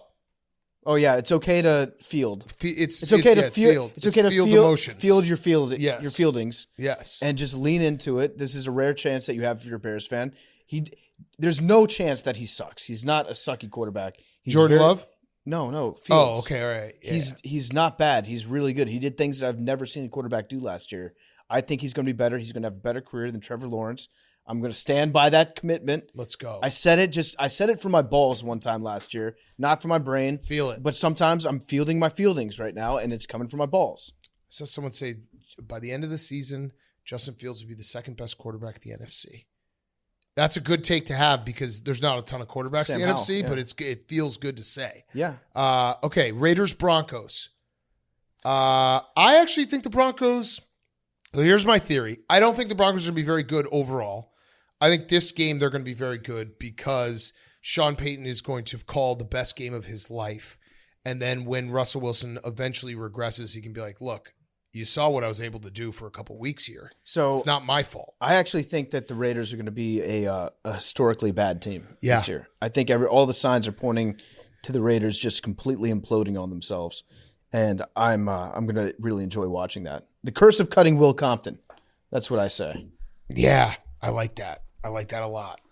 Max Crosby is a Broncos killer. 11.5 sacks over his last 7 games against Denver. Wow. Okay. Jake, you know who else was a Broncos killer? Who? OJ. Mm-hmm. I think the weather's going to be in like the mid 80s, which doesn't really meet my usual formula, but it's like statistically a very profitable thing to back the Broncos in September at home. Yeah. Because it's hot and the altitude, it's very hard for teams to adjust to that. Mm-hmm. So just throw that out there. Yep. I also like interdivisional matchups in week 1. Oh, I love it. I really love that. You get off to a hot start. I love it. We should mention Carl Nassib retired. Yes. Shout out. Thanks for coming out, Carl Nassib. Yes. I have a fun fact about Carl Nassib. Yeah, give it to us. Penn State. Also, his dad was my dad's roommate in college. Wow. Whoa. I knew. And his brother, Ryan Nassib, his brother, played with my brother. In Syracuse. Does the sneaking out in the middle of the night and waking up in your roommate's bed thing, does that run the family? I don't know how that relates. Well, does Carl Nassib being gay run in the family? In his family? Yeah. I don't think so. Okay. It's fine if it does. Yeah. We're a sex positive podcast. We always have been. Love is love. We have a presentation I know. coming later. Fields is Fields. Yeah, Fields is Fields. Yeah. All right. Dolphins Chargers. Fun matchup. Yeah, very fun. Fun uniform matchup. This matchup to me screams points. It's points, and it's also, if you remember last year, the moment that the Dolphins season started to really crater was that Dolphins Chargers game, when it felt like the Chargers had figured out how to stop Mike McDaniel's offense, and they were jamming them at the line and not letting them have explosive plays. It also had, remember, was that the game that Tyreek Hill picked up the ball and ran for a touchdown? That was awesome. Yeah, because I think I had the over in that game, and I was like, oh, we're back, and it ended at like 17-10. Tyreek is going to look so fast against the C-words. The Seawards are actually healthy right now, as we say every year in week one. Mm-hmm. They're finally healthy. They're a healthy team. I don't want to curse them, but I kind of believe in them in the first 4 games of this season. Ooh. Because that's usually, you can set your watch to it. That's when they usually have their first debilitating injury of the year to an impact player. They're healthy right now. I think I lasted exactly 0 games of the Seawards and not betting on them. I'm going to bet on the Seawards this week. I think this is a do you have any pride game for Mike McDaniel? What's that? That's Siri. She's an eavesdropping bitch. He's got 8 months to figure out this Chargers defense that kind of put him in a body bag last year. Yeah. So I think the Dolphins are going to come out explosives. Pew, pew, pew, pew. Shots. Hot seat, Brandon Staley. Yeah. Officially on the hot seat before the season even starts. Because he's doing those weird yoga things. Yeah. Nice guy. We really actually enjoyed Brandon Staley on the show. We should have him back on. Mm-hmm. Actually, we should have him back on. He should come back on so that if the hot seat gets hot, you know that we'll be too big of pussies to actually put him on the hot seat. Correct. So do the right move, Brandon Staley. Come back on the show. That just goes for any coach. If you think you're about to lose your job, just come on the show and we will be cowards about it for at least a month. Mm-hmm. Like, Nathaniel Hackett got way too much. We were too nice. I mean, who's the one coach that we put on the hot seat more than any other coach in the NFL right now? On this show. Bill Belichick. We talk about I was gonna Belichick. say Calipari. Yeah, but Yeah. also Bill Belichick. Yeah. And he's never been on the show. Yeah, so he's going to come on the show. Rams, Seahawks. I actually think the Rams are going to be really, really bad. Okay. Yeah, I think they're in like a weird almost tanking but not tanking situation. Cooper Kupp, obviously out. Matthew Stafford, I feel like, I don't know. I don't know what to expect. We don't know what we're going to get The injuries from have him. been weird. Stetson Bennett time, maybe. Yeah, they're resetting the whole deck, like the salary cap. They didn't go out and make like the crazy. I actually think, and quote me if I'm wrong, I believe that next year, come late April, the Los Angeles Rams will be selecting in the first round. That's incredible. Insane. Fuck them picks. Insane. So the first time they've had a first round pick, maybe a little, tankaroo, top 5 pick. So if they're A trying lot to of tank, quarterbacks. I would imagine that they would not have Matt Stafford play this season. Yeah, well, he's going to start. He's going to start, but who knows? Will he finish? if things look bad, they might take him out. Also, do you know that guy Dove Kleinman, Yeah, the robot? the robot? Did you know that he reported inaccurately that Bill Kelly Belichick? Oh. Kelly Stafford's wife had cancer again, That's pretty fucked and then up. he deleted it and acted like it didn't happen? That's really fucked up. Yeah, Mike Fleur, you're off the hook I for killing Terry Bradshaw. I completely forgot about that. Yikes. That you can't delete that. You have to edit that. Yes. Like you can't just be like, whoops. Yeah. Nothing to see here. You just edit it and put JK. Yeah. does not. Yeah, Psych. does You not. just replied to your tweet with psych. All right, last afternoon game. It's a big one. Eagles Patriots. I can't believe we get Max versus Hank week 1. What a treat. Popcorn, kettle yeah. corn. Get your kettle corn ready, Yeah. as everyone says. First, let's address the Bill Belichick rumors. Would you like to? Hearsay. The Daily Mail reported that Bill Belichick and his longtime girlfriend have I broken don't up. even use his mail. And it Obama has does. it has Pat's executives are on edge. The report says there's a concern about what Linda might post about online after the breakup. The report also says it's been a drawn out back and forth breakup. Kind of feels dirty to be doing this reporting. Here's a question. Who's ever been in a breakup and hasn't been a little worried about what gets posted That's after a true. breakup? Good point. Good point, Hank. Good point. Probably a lot of people. And Bill Belichick doesn't use social media, so he can't fire back. And he's about to start the season, so she's probably mad. She could She's probably a Jets operative. yeah, like she's got all the ammo because she's the one that's on social media. She's got a good following, and he's just focused on the season. what would be the funniest? That's what their concern is. Okay, what would be the funniest thing to come out of her posting a screenshot or some sort of fetish that Bill Belichick has that like has not Bill been reported? Belichick and Gronk. I guess he's got a girlfriend too. Like some type of boys trip Bill Belichick went on. Yeah, and Would did be what? hilarious. And did what? Partied. I think Maybe a, cheated. a foot fetish would be very funny. If you had to think for foot feet, fetish? if you love feet, like Micah Parsons. Yeah, that's why he loves Doug Flutie dropkick. Maybe a Yeah. piss situation. Oh, What if yeah. why are we just like not understanding the obvious here? What if she just knows the playbook? Yeah. Like we're thinking about breakup stuff. What if she just knows Bill Belichick? What do you think Bill Belichick and his girlfriend talk about at dinner? football. And the She dog knows everything that Bill Belichick knows about football. The dog that Bill Belichick had drafting for the team that COVID year is her dog. Yeah, so it could be just So the Patriots football. might lose their GM. Yeah, fuck. It's tough. It would make a lot of sense if her and Tom Brady had a thing. Tom moves out of town, goes down to Florida. It was a lot easier for him to be with her when he was up in New England, just stay late at the facility. Mm-hmm. Now he's like hopping on planes, taking secret plane rides to go visit Linda. He gets caught. Giselle breaks up with him. Maybe that's what was going on. You should send this to Florio. I will. The good news is that Tom Brady will be in the building, and they can probably talk about like how to deal with a public breakup. They're honoring him. Oh, they're honoring him. Yeah. They're going to come out in special formation like Harbaugh. That'd be great. Also, Hank, my antenna went up yesterday because Belichick gave one of his patented 10-minute long answers. It was amazing. So great. He does it was this amazing. This is why I want him on the show so bad. He does it like once a season, and they asked him about long snappers. Do you really need a long snapper on the roster? Can't you just train somebody else that's an impact player to long snap and save that roster spot? Well, he goes on a 10-minute explanation about the history of special teams, punt block formation, and then how punters have now become holders. And it just goes into all these crazy football tangents. He gives a little smile at the end of it, like that's your one answer that you get per year. I was happy to give it. I was thinking to myself, maybe it sounds like he's buttering up the media a little bit to get them on his side, being friendly with them, knowing that a bombshell is about to drop. I don't think there's a bombshell about to drop, and you said it. He does it once a year, and it's always a question that's a random question, usually about special teams or something like that he loves to go in depth on, show his knowledge. Okay. Okay, so Max, this is a big game for you. Why? Because let's be honest, the Eagles have Super Bowl aspirations. The Patriots, Also not have a lot Super of Bowl people are picking them aspirations. to go to the Super Bowl. What would be one thing that would bother you for the whole year is Hank having a trump card where he can just lay it on the table and be like, are the Eagles that good? The Patriots beat them. Yeah, that would really suck. But it comes down to this. Okay, hold on. Let me stand up and sit down for this. Okay, all right. It comes down to this. Eagles are good. Patriots bad.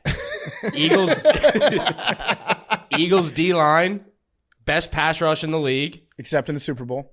Pat's O-line, Turf. bad. According to Pete Prisco. According to Pete Prisco, Pat's O-line, very bad. I don't know how they're stopping the Eagles D-line. And it's not like Mac Jones is going to be evading a lot of pressure back there. That's really the only thing. I don't see a scenario where the Eagles D-line doesn't sack Mac Jones 6 times. Did you hear the part about Brady being in the building? So don't care. Really, really, really Max, don't it's care. not like you've Both ever. teams are 0-1 Brady doesn't in their even like last the one. Patriots It's not like you've anymore. never beaten Tom Brady in an important game. He doesn't even like them anymore. Also, luckily for Max, the Eagles have the most Week 1 victories since 2011 in the league. They've won 10 of their last 12 Week 1 games. They're hot. Are you nervous, to start the Hank? season. I'm excited. There's more involved here. The whole week afterwards, one of you is going to get to shit talk the other. No. This is a win-win for Hank. How? Why? I mean, if they lose, he doesn't give a shit. I do give a shit. What do you mean? Pats The Pats fucking don't suck. suck. He did this last year when the Pats started to suck. He just didn't care. He became a Cowboys fan. That was gambling related, which has gotten twisted in an unbelievable way. I am more excited for this season than I have been in a while. Obviously, there's Why? so many years Yeah, where it's what? like we're gonna. You had Tom He told me Brady. the story on the golf What course. about I all the couldn't believe seasons it. you won Super Bowls? The regular season was nerve wracking, and it was literally just basically the preseason for the playoffs. It didn't matter what happened in the regular season. You knew you were going to the playoffs, and you knew you had to go at least to the AFC Championship. If the season was a disappointment, even if they would win games, if they didn't win, in a blowout, people would still be shit talking them. We spent so much time on the show where the Patriots would squeak out a win. You guys would be like, "Well, they're not that good. They barely won."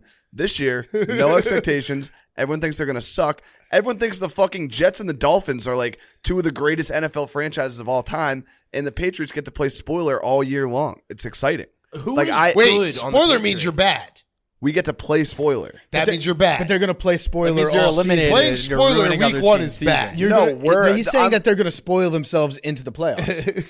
Exactly. I think in the national media, I have high expectations for this team, but the national media, like jabronis like yourself, think they have no Wait, shot. you're And on the Jets exact and same Dolphins- podcast we're on. the Jets and Dolphins.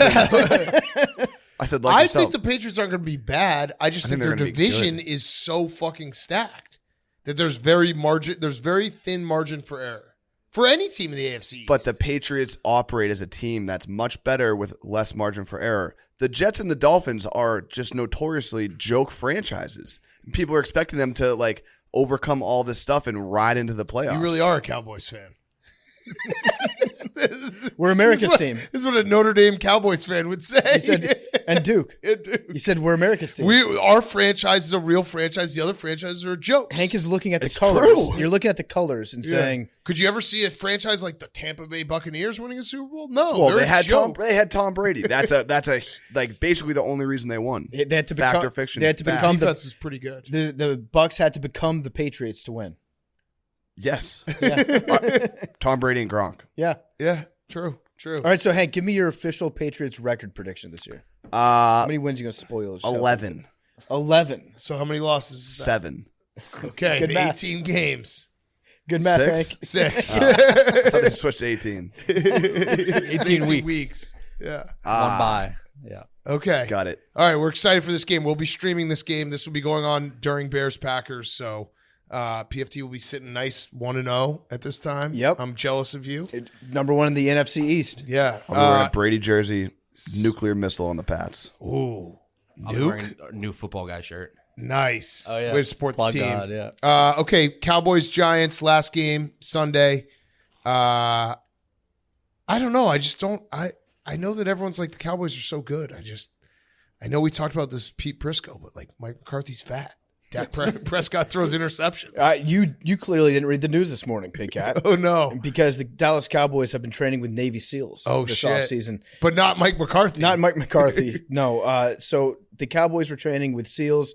They had them lead like an off-site group meeting together. This is how Tiger Woods got hurt. It's a Tiger Woods example. Yeah. 100%. So they just wrote down on a big whiteboard, February 11th, 2024. Whoa. That's the day of the Super Bowl. Oh. Yeah, you probably couldn't figure that one Okay. out. But that's what they're thinking soupy. Soupy. I'm excited to see what Dable does in the second year. Like Yeah.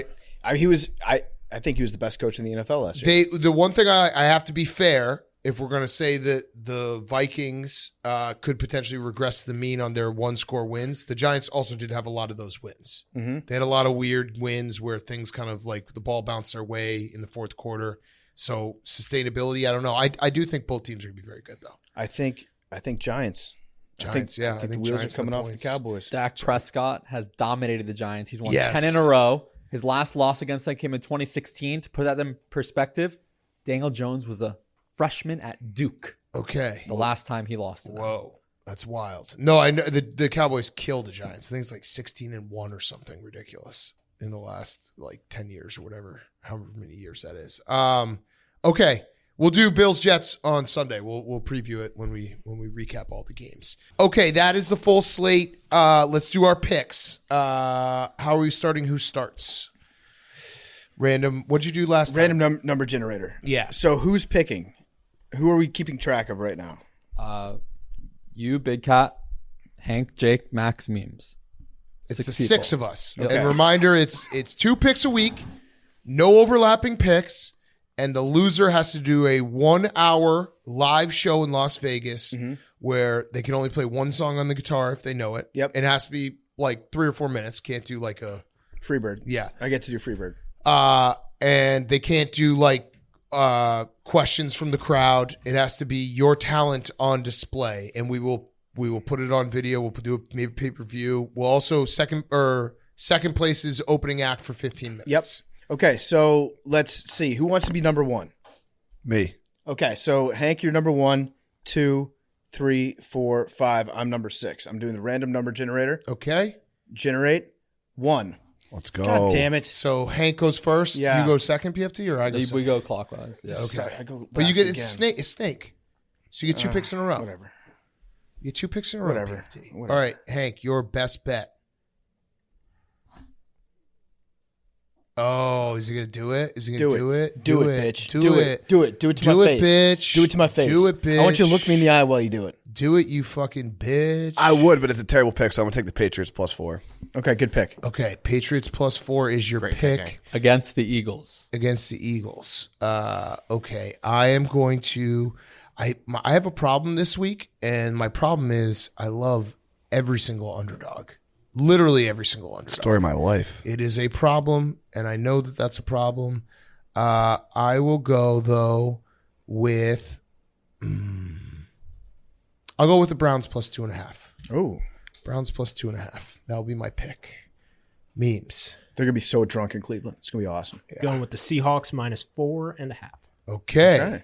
Okay. I see 5.5. I see 4.5. I was gonna go. That was gonna be my 4.5. pick. Big Cat. I told memes that ahead of time. but- Browns? Yep. I stole your That- pick? Yep. That was gonna be my pick. Hell yes. But now I'm going Why'd to you tell memes your pick ahead of time?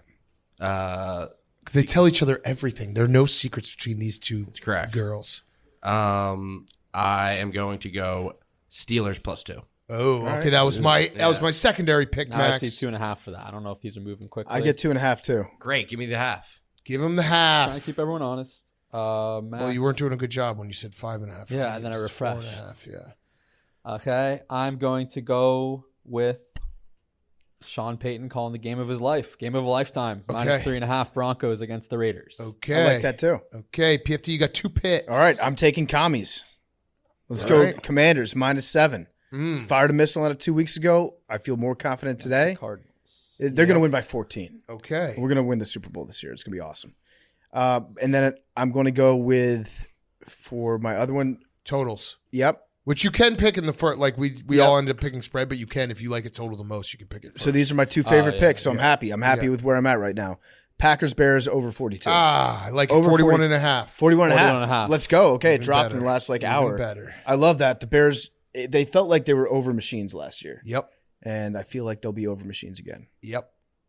All right, I'm going with a non-TV game under Panthers Falcons under 39.5. Oh, that's smart. Non-TV game. Let's see. That's Okay. like a movie strategy, right?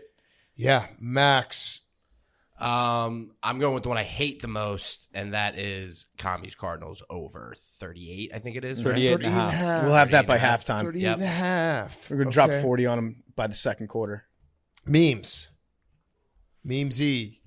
Memesy boy. I'm gonna go with the 49ers Steelers over 41.5. Okay. Okay. I am going to go with a non-TV game as well. Falcons Panthers under 39.5. I feel like both teams are going to That's run what I the took. ball. Oh, you took that? Fuck. Yeah. I think you took I think you took the shit. My bad. I like that pick a Thanks. lot. I thought you took the Texans Ravens. My bad. It's okay. Okay, I'm going to go it over. Fuck that. I'm going to go Dolphins Chargers. That's a fun over. That's the fover. Yeah. 51.5. Fine. I bet it 50.5, but fine, because we did advisors yesterday, but that's fine. I'll take that extra one. It's definitely going to land on 51 now. 100%. I'm going to go with a shootout game. A couple juggernaut QBs over Packers, Bears, Oh, 41 and a PFT half. took that. I We're took bad over. at listening. Okay? I can't accuse you of being bad at listening can. without accusing myself. I can. Bad listener, Hank. I am also a it's bad the same listener. group. I'll rebump it with you guys, but it's a shareable doc that I'm writing on. I will never open that. I know you won't, but just transparent. Over Jags, Colts, 46 and a half. Oh, memes took that. Bad listener. No, I didn't. Did No, memes? I'm just kidding. No, I'm just kidding. We could have. I wish we had kept on going because we could have done that with every. He wasn't listening to any of the picks. Who's in the hungry dog? Yeah. Patriots, Do it. Uh-huh. Cardinals, You piece of shit. Browns. You're Okay, such well, a I dickhead. have a can't lose parlay that's going to have the Commanders and the Ravens, and I haven't decided that. who the third team. I is love gonna that. be, Doesn't matter. but it's going to be great. I've got a PFTs. We're teasing the Vikings down to -1 against the Bucks, and the Packers Bears over 36.5. Ooh. It's plus 100. Ooh, So I like that. even money. I like that. Okay, let's get to Fantasy Fuccbois. You ready? Hit the music. Let's go.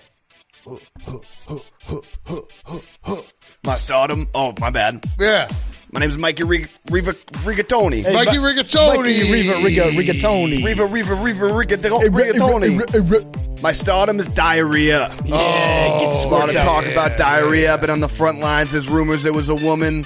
After all that, I had diarrhea myself last night. Got like 3 hours of sleep because I kept waking up and pooping. Yo, that's fucking weird. I had diarrhea last night too. Let's go. Oh, you Let's guys, go. your cycles linked up. Diarrhea, bro. It's like yawning. You talk about yawning, and then you yawn, and you talk about diarrhea, then you shit in your pants. ABP. My butthole sounds like this. Oh, my bad. That's Hank's yawn. ABP always be pooping. My situm is Timothy Chalamet. Chalamet, you fucking weirdo. He's dating Kylie Jenner, and his super fans are angry about it. Oh, Chalamet in that pipe. And my sleeper is Bill Belichick's hammer. Think it's going to be getting a lot of use these next couple weeks now that he's a single man. Yeah, maybe Bobby Kraft can take him down to Jupiter, Florida. You know what I'm saying? Boys trip. The boys trip. Let's go. All right. Hey, what's up, you dickheads? This is Silvio Berlusconi. Oh, R.I.P. R.I.P. Yeah, we're talking about Obama being gay. Everyone's gay. I'm gay. Just my gay side is a lesbian. You know what I'm saying? I love it that much. I'm starting Nick Bosa. Nicky Bosa starter. He's got all the scarole. He missed work for 4 weeks. Didn't show up at all. That's how we built the Esplanade. You know, stand-up guy. that's how we did our business in Newark. He's connected. A His no-show job. I'm sitting LeBron James. Took a little business trip to Saudi Arabia. Don't know if you guys saw that. He met with Abdulaziz bin Saud Al Saud. He's friends with Rico. He's Minister of Sport. He's the interior decorator for Saudi Arabia, but his place looked like shit, you know? My sleeper, I'm not sleeping anymore because it's football season. Yeah. No sleep. No sleep till Brooklyn. All right, what's up, you fuckers? It's Bernino Tostino. What's up, BT? Yeah, BT in the house. My stardom, I actually confused the Bosa brothers, so I wrote down Joey Bosa, but he's not the one that got paid. Nicky, Joey, we Johnny, wet the beak. Nicky wets Paulie. the beak for Joey. So I fucked that up, but it's still preseason for me. My situm, Love doesn't always win. We were talking about Jordan Love. He's not a winner. And how about Sophie Turner and Joe Jonas? How about them? I'll never believe in love again. I know exactly what happened with that story. Little finger. I'm going to add a comment to that because I know exactly what you're talking about. Yeah, they broke up. Ring camera got her. She's broke. He's The up. ring camera got her. You always got to be worried about who's wiretapping who. That's unbelievable. There's a bug in here. His Gumar came over. It's both. No, her Gumar. Her Gumar. Her ring camera. Her Gumar. Her ring in his camera. house. Yeah, she was getting wined and dined in 69 while he was taking care of the kids back home. Oof.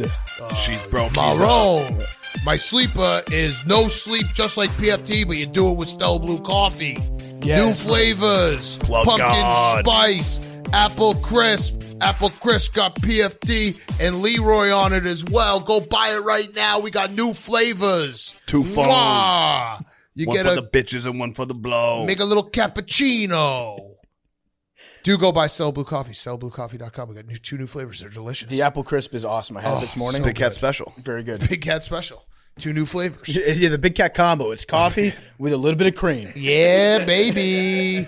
All right, let's get to our interview. We have an awesome interview with Dan Patrick. Really, really good time catching up with him and his new book out, PFT. What do we got before we get to Dan Patrick? Yeah, listen up, AWLs. Football season is here. Paramount Plus is once again your home to stream the NFL on CBS all year long. You got to know your football apps. There are certain apps you have on your phone, certain apps you have on your TV that are football apps. Paramount Plus is an app that you have to have if you're watching football. Go to ParamountPlus.com/NFL right now. You get an exclusive offer for Pardon My Take fans. You get 50% off the annual price for a whole year of Paramount Plus. It's just $2.50 a month. You get to stream all the best games, the craziest moments from every single live local NFL game on CBS this season. That includes the regular season through the playoffs. And remember, this year Paramount Plus is your streaming destination for Super Bowl 58 as well. Paramount Plus also gets you an all-access pass to 24/7 NFL content all week long. You get CBS Sports HQ, Fantasy Football Today, NFL Slime Time, and more, all just $2.50 a month. So add it up, and it's hot seat corporate America. Cool throne NFL fans, cool throne your wallets too. Stream Paramount Plus on any device at home or on the go. Catch another action-packed, unpredictable season of the NFL on CBS, streaming on Paramount Plus. Sign up at ParamountPlus.com/NFL. 50% off today. Offer ends 9/20, annual plan only. Terms and conditions apply. And now, here's Dan Patrick. Okay, we now welcome on a very, very, very special guest, one of our favorite guests. It's been a while, but it is Dan Patrick, and he has a new book out now. You can go buy it right now. It's called The Occasionally Accurate Annals of Football. Now, let's start with that. Yeah, when you talked to Penguin about this book, did they say, hey, let's not put the word annals in the book title because it might not sell as well? Well, it could be marketed to a different audience, but I thought that maybe annals was a little tricky there, including, for myself. But they went with it. I was overridden on this. Yeah, you have to take into account the kind of idiots that are going to be interviewing you about this book, and we might not be the best at pronouncing words. Yes, I saw it and I was like, annals. Wow, this is crazy. All right, so we got a digital copy of the book, so we feel special because we saw it before everyone else got to read it. I'm going to say right off the bat, great job writing the book because there's pictures and there's pages that have a paragraph, and I love books that you can just, you can rip through pages. You're like, I'm really crushing this book right now. There's a picture. So great job with that. It's basically it's not a children's book, but it's for dumb idiots like us who don't really read that often. Well, sometimes we don't get credit for reading books, and this helps you get credit that you've read a book. And it doesn't take it's not that difficult, challenging to read this book. Pictures and sometimes some big words, some big lettering too. Yeah. So what made you want to do this book? Because it is football. It's a love story to football. I mean that right there is a seller. Like I'm gonna buy the book even though I have the digital copy because I love you so much. But what made you? What were you like? Hey, let's do this book. It was during the pandemic, and I was talking to Joel Cohen, who writes for The Simpsons, and he was talking about writing an episode and including me in The Simpsons. And then we just started talking when we were done, and then he started throwing out these topics. And he goes, what do you think? Does this bother you? And then I revisited that with him, and I said, what do you think about just putting all this stuff down on paper and see if there's something there? Because we have all this free time. And then he went back, I went back, and we just threw some things together. And he said, I reached out to a couple other people that I work with, Andy Richter, who worked with Conan. He just had a bunch of people, and he said, how about we just collaborate with a bunch of these topics and make it seem like this is the true hit, like, who wrote Bill Simmons wrote the history of the NBA. I mean, this is nothing like that, but we can present it like we're giving you the history of the NFL. All these topics and just have wild takes on them, have fun with them, and hopefully we don't get sued. I said, okay, I'm in. Yeah. I read the blurbs page on it, and I'm a little bit offended. You asked Florio to give you a blurb. He blurbed the shit out of you, too. But it is a half-fiction book, so he's good at that. Yeah, he does love that. Yeah. Why did we not get the invite to blurb you? Well, I was worried about you. That's fair. Yeah. I mean, I was. Yeah. Big cat, not worried. Okay. So yeah, I go off the rails. And if I'm asking you to, then I can't edit what you give me. And then I was worried about your collaboration. To be honest, that was it. Because, we had problems with the whole van show. Yeah. Mm-hmm. Remember? Yeah, you were kissed to death. We tried to light you on fire. Yes, exactly. And I thought, you know what? Time has passed, but let's not chance it right now. Yeah, that's honestly a fair answer. When we write the occasionally accurate annals of Barstool Van Talk, we won't ask you to write anything. So little tit for tat. No, he can if he wants to, because if you're writing the history of that, you're going to need my story, and you're going to need my help on that. It's a 10-page book. It actually will be the annals, and you're only allowed to talk about people's butts in it. What was the impression you had of our bungholes on the van? I'm looking at the cover of your book right now, and it's a pigskin. It's a football that's sliced into different parts, almost like a pig at a butcher shop. And the top middle says Tom Brady, worst of all time. What does that mean? That sounds spicy. That's going to sell some books. Well, it's in the book. I mean, you can't just read the blurbs. You gotta read the book. Yeah, like it's a tease. And you don't go, oh gosh, I watched the trailer of the movie. Tell me how it ends. Okay, so do you think that Tom Brady? I'll put it to you this way: do you think Tom Brady is the best quarterback to ever play football? Ooh, good He's question. the most decorated. I said best. Best. Who's the best? Well, quarterback? what is best? I think like the winning be- Super does Bowl the- rings. Good point. Well, the best actor doesn't always win the most Academy Awards. But who has the most Academy Awards? Look that up. I'm gonna look it up right now. Look it up. Yeah, why don't you? We've gotten ourselves in a hole here. Okay, so if you're saying, I understand what you're saying. You're saying that Tom Brady, by his, if you look at the tangibles, arm strength, speed, elusiveness, accuracy, might not be the best quarterback of all time. In fact, you could probably make the argument Patrick Mahomes might be the best quarterback of all time. If I'm looking at talent, it feels like Aaron Rodgers is always credited with being the most talented person to play the position. Does that make him the best? Or is it Brady because he won the most Super Bowls? I still look at John Elway as that first quarterback who could beat you with his legs and his arm, single-handedly dragging that offense to Super Bowls that they never should have gone to, and then he got the blame for that. Then they win two, and then he doesn't get credit for it. It's Terrell Davis in the offensive line. But Elway, to me, when you combine arm, size, athleticism, he was the first guy that I looked at, modern era, and I went, that guy changed football. But Brady, I have no problem with people saying Brady's the greatest quarterback. I think it gets tricky sometimes with that. Is Montana not? Or he won 4, didn't lose any Super Bowls. So, well, according to NBC during the broadcast that you were on in Notre Dame, he won 5 Super Bowls, so that's pretty impressive. He did tell me that he gave his 4 kids each one of his Super Bowls. Oh. So he only has 4 kids, so that's where I knew that he didn't win 5 Super Bowls because he doesn't have 5 Yes. kids. Wait, are we passing over Dan Marino? I mean, Dan I love Marino. Marino. You can make the cases like watching old Dan Marino clips and what he did. His arm talent is just out of this world. Marino changed the game. Like when you say guys change, Steph Curry changed the NBA. Dan Marino changed the game because back then, who was doing 5 wide, no running backs, and all they're doing is throwing passes, quick releases, all of those things. And Marino in today's game, like he'd approach 6,000 yards probably. Yeah. He'd throw for 50 touchdowns because that wasn't the difficulty for him.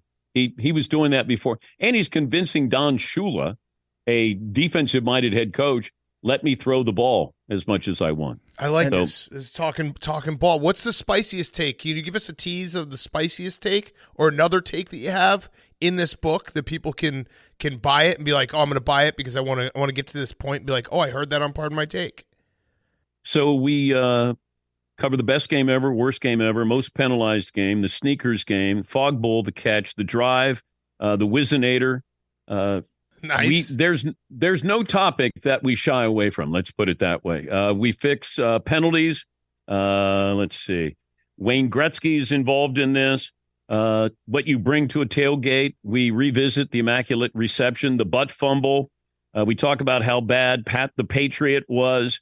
The media's impact. I have everything. people who assess my talent as a broadcaster, pro and con. Okay. So we pretty much cover everything there. I like it. I like that. I like it. And to your point about Dan Marino, as great of a player as he is, even better interview. Mm-hmm. Just a rock solid guy to talk to. I don't know if you're familiar with this, Dan, but we had Dan Marino on the show at the Super Bowl right after you had him on. I think he left your set, came to the back of our van where we were doing the interview, and he looked at us like, who are these assholes that I'm about to talk to? And I blame you for not softening him up enough for us because he was not happy to be stuck between me and Big Cat in the back of a van. But if you would have said, hey, could you kind of, ease this, Dan into us, say some nice things about it, I would have done that. Yeah, but it was like he went to your show and he had like a great New York strip, and then he came to our show and we gave him like $1 cheeseburger and maybe like a crack pipe, and he was like, how did I end up here? What life decision did I make that got me to this point? It didn't go great, but that's okay. Interviews. What's your worst interview of all time besides Qualcomm? Oh yeah. Let me see. Qualcomm was legendary. Yeah. Matt Harvey. Yeah. He had no idea how to do an interview. And he's in New York, and he's got a product to promote, Qualcomm. And he comes on and he, I guess, had just had surgery or needed surgery or something. And I said, hey, can we talk about that? And he goes, no, I'm just here to talk about Qualcomm. And I said, you got to be fucking kidding me. Don't you understand? This is quid pro quo. Like, give me something and then I'll let you talk about Qualcomm. And so that ended quickly. And then I guess, they kind of got together and said, you need to go back on there. So the next day he came on. And I think he sort of figured out what he was supposed to do. Tanya Harding didn't go well. Whitey Herzog did not go well. But sometimes that's good when they don't go well. Mm-hmm. It's still entertaining, which it sometimes it hurts, but it's content. And but yeah, Tanya Harding and Whitey Herzog were bad. There was a great interview I saw. It wasn't on your show, but it's somebody else that was interviewing Aaron Donald. And all he wanted to talk about was bath salts. He wanted to talk about Epsom salts the entire time. And he just kept tying everything back. He's like, I'm not here to talk about the NFL or my career. I want to talk to you guys about bath salts. And it got so bad that it actually was a great interview. If I was sponsoring an athlete, I would want to sponsor Aaron Donald, and he would only talk about me. But sometimes these guys don't understand. We'll get to your plug. Right. But Magic Johnson was with us, I don't know, 6 weeks ago. And I was talking about, Steph Curry as a point guard, and, I thought we were chopping it up. And then he came back around to why he was on there. And therefore, I couldn't get him to just have a conversation, let you get your plug in, conversation, let you get your plug in, say goodbye to Magic Johnson. And, it got tripped up. And so we could never really land on the same page here. He wanted to promote, and I wanted to interview. So other side of that coin, who's the best interview that you've ever done? Oh, I don't know if I have somebody that would stand out. There've been a lot of them to choose from, but I've been doing it a long time. So I think anybody who's honest, because your audience wants to know, why are you having this person on? And when you get that person on and you say, hey, you're going to love this guy, then that makes it rewarding. But there are times when you oversell or you undersell. But anybody who's going to tell you the truth or give you some really good stories, that's really what I'm trying to subscribe to every time I have somebody on. That's a smart answer, too, because we sat down a couple weeks ago and we did a Mount Rushmore of our favorite recurring guests that we've had on our show. That was a bad idea to name names, because then you leave out like 200 people that get pissed off at you that never want to come back on your show again. So you're a pro. You didn't fall for that trap. Yeah. Thanks. Smart man. You also, we should have said to start, congratulations on the weirdest contract extension of all time. Yes. Yeah, you completely, for people who don't know, Dan came on the show one day, was like, I'm working 4 more years. And everyone was like, all his guys in the room were like, shit, 4 more years. All right. Like, he's retiring soon. And then the next day he's like, I forgot to say I just signed an extension for 4 years. So was everyone freaking out? Like you got a whole crew. No, they were okay. It was everybody else's reaction that I was announcing my retirement. 4 years. But I was announcing that in 4 years. And so people are texting or calling my wife saying, is Dan retiring? And she said, no, in 4 years. But I screwed up the order. Instead of saying, hey, signed a contract extension. And then I'm going to retire when that contract is over. But it turned out, I got 4 years of a send-off, so I should get some really, really fucking nice gifts, I'm guessing. Yeah. Coach K's like, I didn't know you could do 4 years. What the fuck? You can't, it's not going to sneak up on you when I retire. So you can't say, wow, I didn't see that one coming. You're on the Olympic cycle. This is crazy. Yeah. Wait, so are you actually going to retire, though? Because Yes. I'm very curious about this. We're young-er. But I do think, like, hey, is there a time when you can retire from this if you're truly addicted to what we do? And I am addicted to what we do. I enjoy it so much. Do you actually think you'll be able to turn it off? Like, not go to the Super Bowl, not go to the Final Four, do these big events that you've done for so many years? There's going to be a point where you're like, man, why did I still got some gas left in the tank here? Well, there'll be other things that I do. I have a broadcasting school. Sandler will keep putting me in movies. Yeah, and true. There'll be other things along the way. But I mean, it's a grind every day, 3 hours a day. It's live. And there are times, like July. God, July is tough. Yeah. Like, what are you talking about in July? There are other, moments, months that you go, this is easy. But it's a young man's game. And I want to make sure I go out on what I would consider going out as myself, going out in style. Not like just hanging on like, oh, my God, look at that guy. Listen to, man, I feel bad for him. Yeah. And so I didn't want that to happen. But counterpoint, late Francesa was hilarious.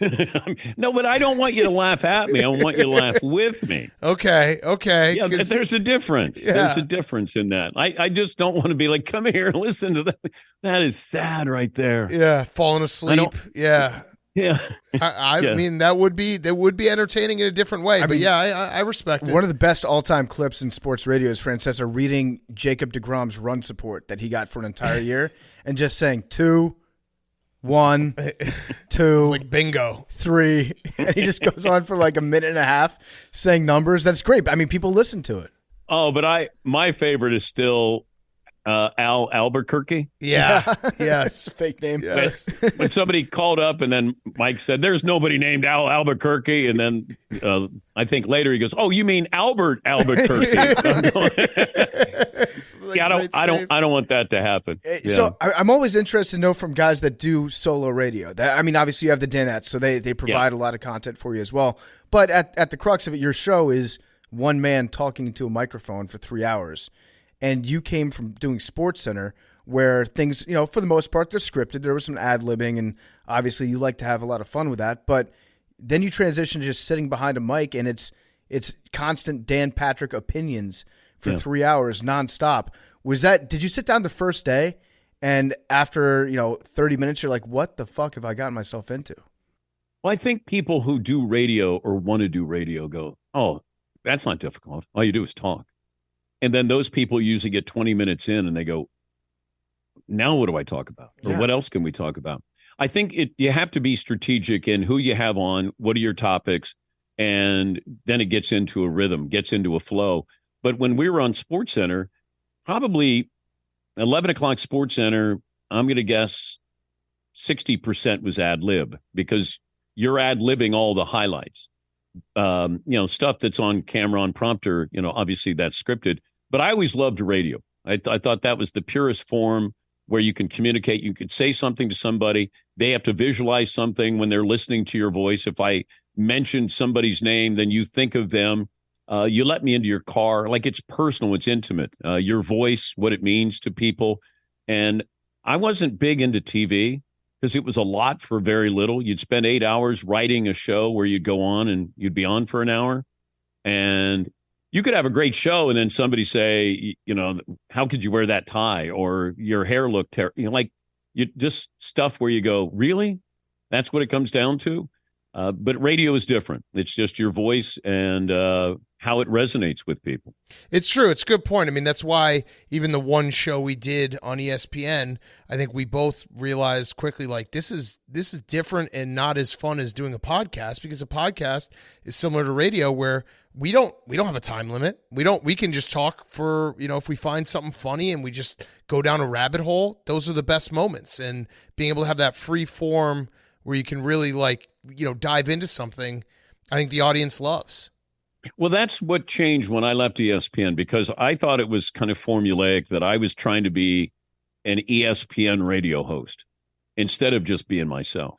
And when I left and we were doing the first 3 years, we did the show in my attic, and I just said, we're going to talk about whatever we want to talk about, and not, you got to check the box, and then have this analyst on from the mothership.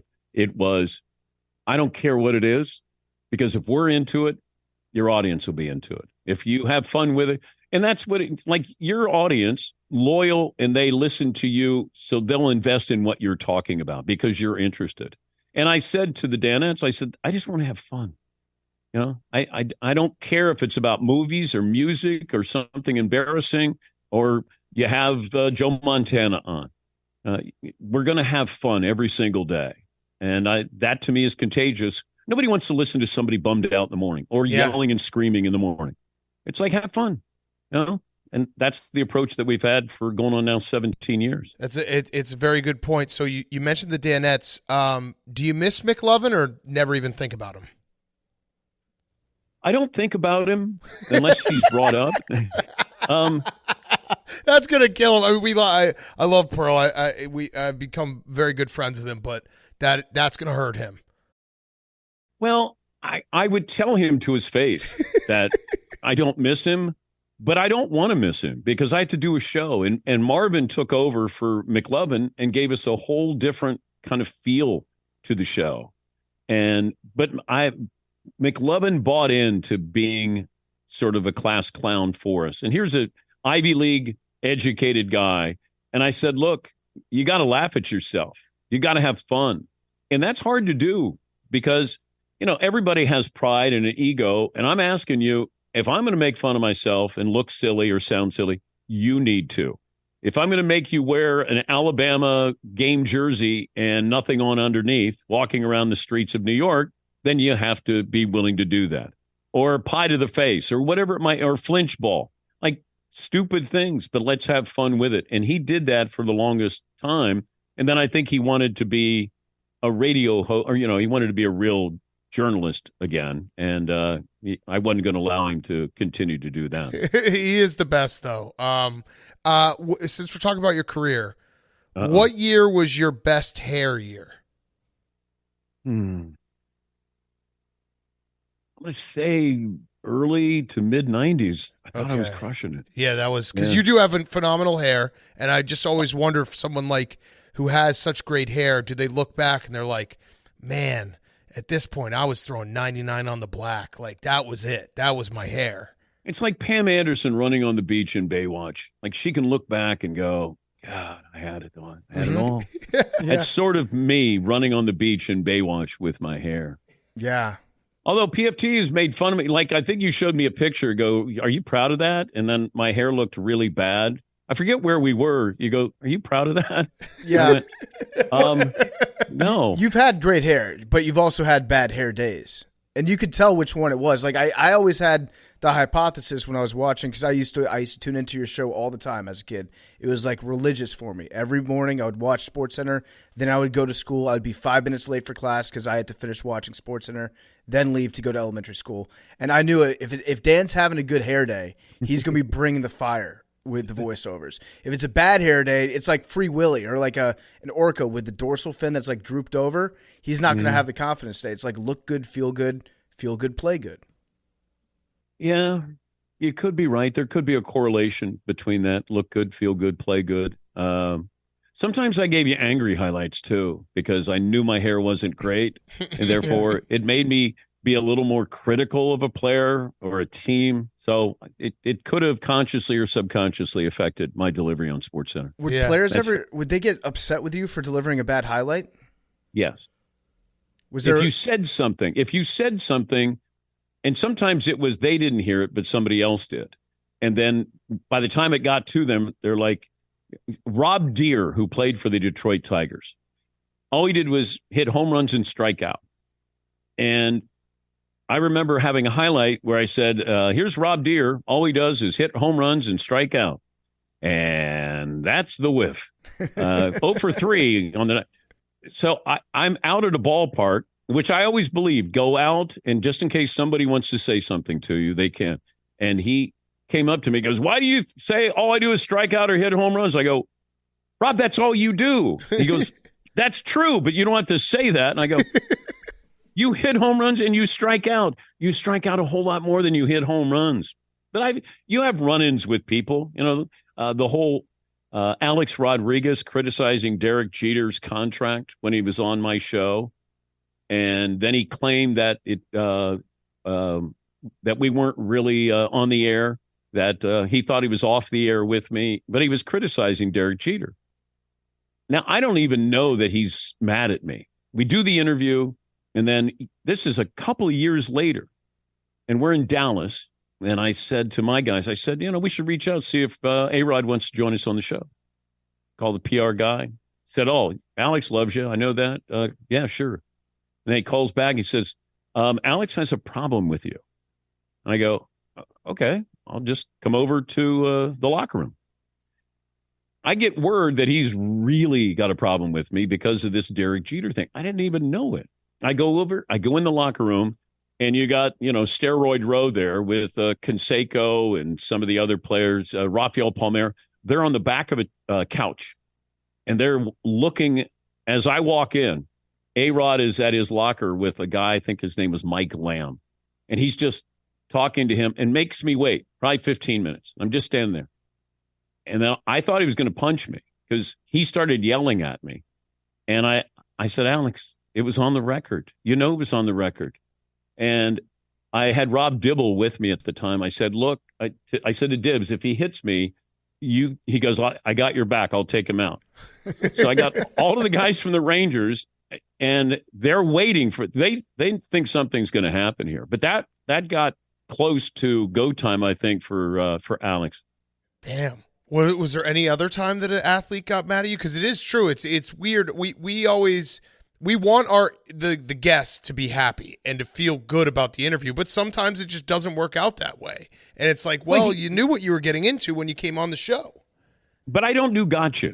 Yeah. I try to be as professional, and if I do a gotcha, it's accidental. I'm not out there to get Alex Rodriguez, but as soon as he calls in, I said, hey, we're recording. And he goes, can you believe what they're going to pay, Derek? And I go, why? And he goes, he doesn't do anything better than me. Like, he just started going on and on and on. And we told him that we were recording. Yeah. And Lawrence Taylor threatened me one time. Oh, that's bad. Yeah. Yeah, bad. He had been suspended for cocaine use. And he read a statement inside the Giants headquarters there, training camp headquarters. So all the print guys got, what LT was saying. And I was outside, and I had my cameraman. So he comes out, he has these dark sunglasses on, and he walks out, and I said, Lawrence, Dan Patrick from CNN, can you read that statement on camera for me? And he says no. So I keep moving down the road with him, walking towards his dark blue Porsche. And then I go, LT, can you just read that on camera? I won't ask any questions. Read the statement on camera. Why don't you learn the whole story? I said, I know the story. I called your agent. I spoke to your agent. No, you didn't. I said, yes, I did. Now I turned to my cameraman. I still remember his name, Ricky Shine. I said, Ricky, if he hits me, keep rolling. And then he said, he goes a little bit further, walking to his car. And I said, LT, he said, don't you ask me one more time. And I could see the whites of his eyes through these sunglasses that were as dark as PFTs. Mm-hmm. And I go, holy shit, I'm in trouble. Yeah. So he turns and then gives me this look, side eye, and I go, oh my God, now I know what it's like to be Joe Theismann. And he gets into his Porsche, peels off. Peter King is working for New York Newsday. He runs out. He goes, what happened? What happened? And I told him the story. And he goes, okay, that's awesome. And then I think Peter wrote about it, didn't get the interview, but I truly thought LT was going to take me out that day. Damn. Yeah, there was a time we interviewed LT, and Hank had to tell him, like, hey, you have to hold the microphone closer to your mouth when you talk. And LT gave that same look to Hank, like, I will kill you, Hank. Yeah. And Hank was like, shut the fuck up. Fair enough. Yeah, I love, he was the original shut the fuck up Hank guy. Yeah. I am curious to know, though, when you're doing an interview and you feel like your guest is getting into gotcha territory on their own, not that you're setting them up, but you can feel they're saying something inflammatory, something that they'll probably regret saying after the interview's over. Do you try to rescue them? Do you try to allow them, like, follow up and try to add a little bit of nuance to what they say? Or you, as far as you're concerned, it's like, you said it, let's keep this going? Well, I still have to do my job. And it's a fair question to ask, but my job is still content and the people are listening or tuning in. But there are times when we had Tracy Morgan on promoting a new special when we were in Ireland. And Will Ferrell was there and they're friends. And Tracy was just talking about, his house. And his daughter wants to be a marine biologist, and I got a pool, and it's got sharks in it. And then he was like, do you want to know what I feed my sharks? Do you want to know what I feed my sharks? I'm going to Puerto Ricans. And I go, no, you can't say that.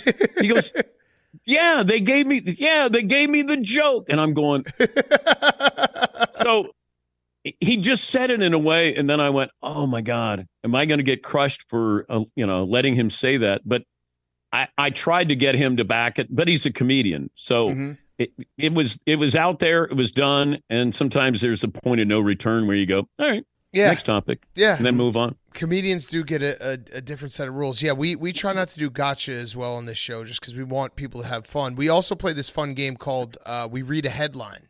If you want to play that with us. All right, so I'm just going to read a headline, then you comment.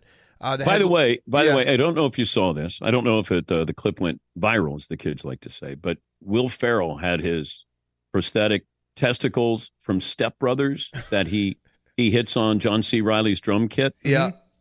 He brought those to Dublin and had them in a box. $10,000 it took to make these prosthetic testicles and lifelike. So I pull it out of the box and I show it on the air.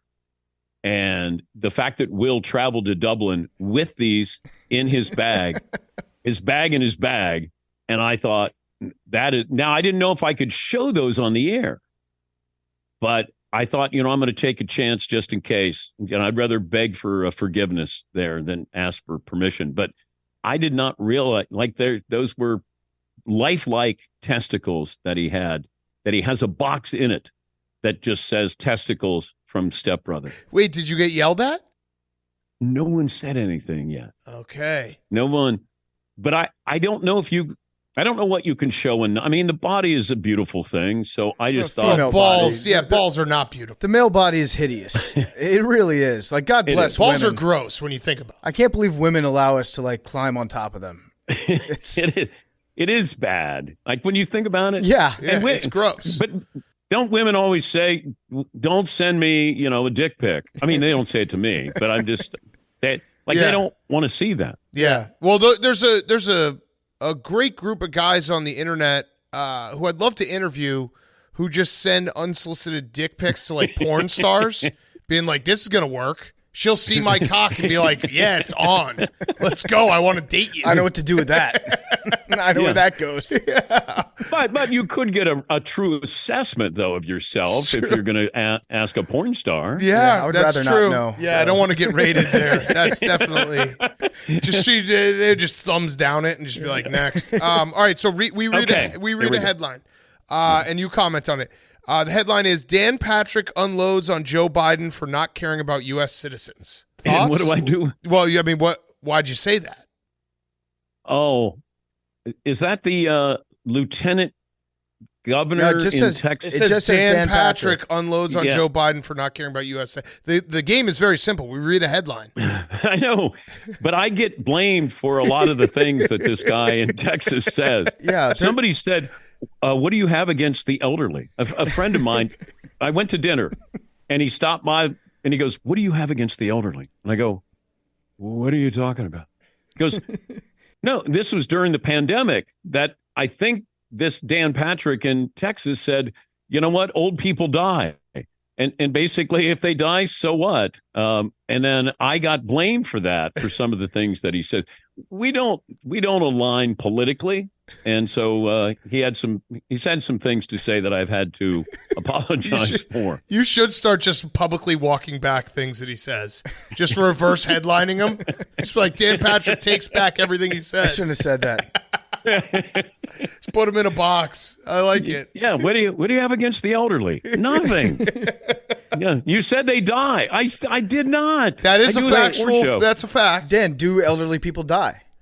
They do, but I do care when they die. That's the difference. It didn't sound. He was basically saying, "Hey, out with the old, in with the new." Yeah. It's probably a little bit easier now that you don't show up as the first verified check mark on Twitter when you search for a Dan Patrick on Twitter. Good. Because of blue check marks going everywhere now. But I would imagine that 4 or 5 years ago, every time he would say something, people would just flock to your page and be like, Yes, what's going on here? Yeah. Kat, how's being a father? It's the best. I'm in the shit though. I got a 4-year-old, 2-year-old, and 3-month-old. So it's chaos at all times. Yeah. And we had 4 under 7. That's crazy. That's insane. Yeah. I was working second shift at ESPN at the time. That's 4 under 7. 4 is insane. 4, 3 feels insane. 4, I feel like you become, like when someone gets like a couple cats and they're just a cat person. When you get to 4 or 5 kids, you're just a kid person. Like that's all you do. Well, how many cats do you become a cat person? 3. I think it's 3. It's 3. You can have 2 cats because you get the first cat, kind of weird. Then you get the second cat because your cat needs a friend, and then you get a third cat, and all bets are off. There also is an asterisk. You can be a cat person if you have 2 cats, and the majority of your furniture is you bought for your cats. You know those people where you walk in and there's like the pole and everything, like a walkway that goes across the living room. Yeah, Keith Hernandez is a cat person. Yes.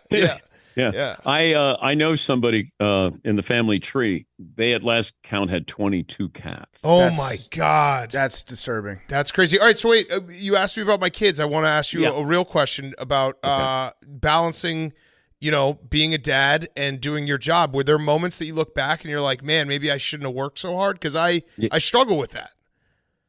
Oh, absolutely. I was selfish. Absolutely. Yeah. I thought I had to be.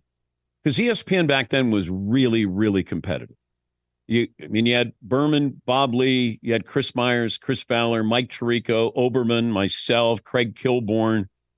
We're all in there. And at the time, everybody was doing SportsCenter. It was really, really competitive. And I thought, God, I can never turn. At some point we were doing 6 days a week of SportsCenter. And you're in there at 3 in the afternoon, and then you're out at midnight. So the kids would be up and out of the house. I'd wake up, I'd go to work, I'd come home, they'd be in bed. So for like 5 days, I didn't see them. Right. So I didn't raise them. My wife did. But there were times when you're like, you're trying to cram everything together in one afternoon where you're like, I'm going to make up for being the shittiest dad, and I'm going to do it in like 3 hours. What do you want to do, kids? And they're like, nothing. We don't need to. It's tough. I've found a good balance in that the fact that like when I'm home, I'm home. You know what I mean? Like, and it's like stuff like Sundays we work from noon till 2 a.m. But Sunday mornings, like, until I have to leave for work, it's like, let's do stuff. Let's be together and do that stuff. But yeah, I definitely like think about it a lot, being like, man, am I making a mistake? But how many daughters do you have? 1 daughter. Okay. She's my favorite, yes. Yes. There's nothing wrong with having a favorite. Yeah, no, I don't buy it when people say they don't have a favorite. It's like that's just not – and now the rankings, it's like the AP poll. It goes up and down week to week. Does. Like it's we get the voting going in. It depends on how everyone's been doing. So it definitely changes. But, yes, there's always a favorite at a certain point. But your daughter, these are tricky relationships. Make sure you do things that are just for her sometimes. Yeah. You'll do stuff with the boys.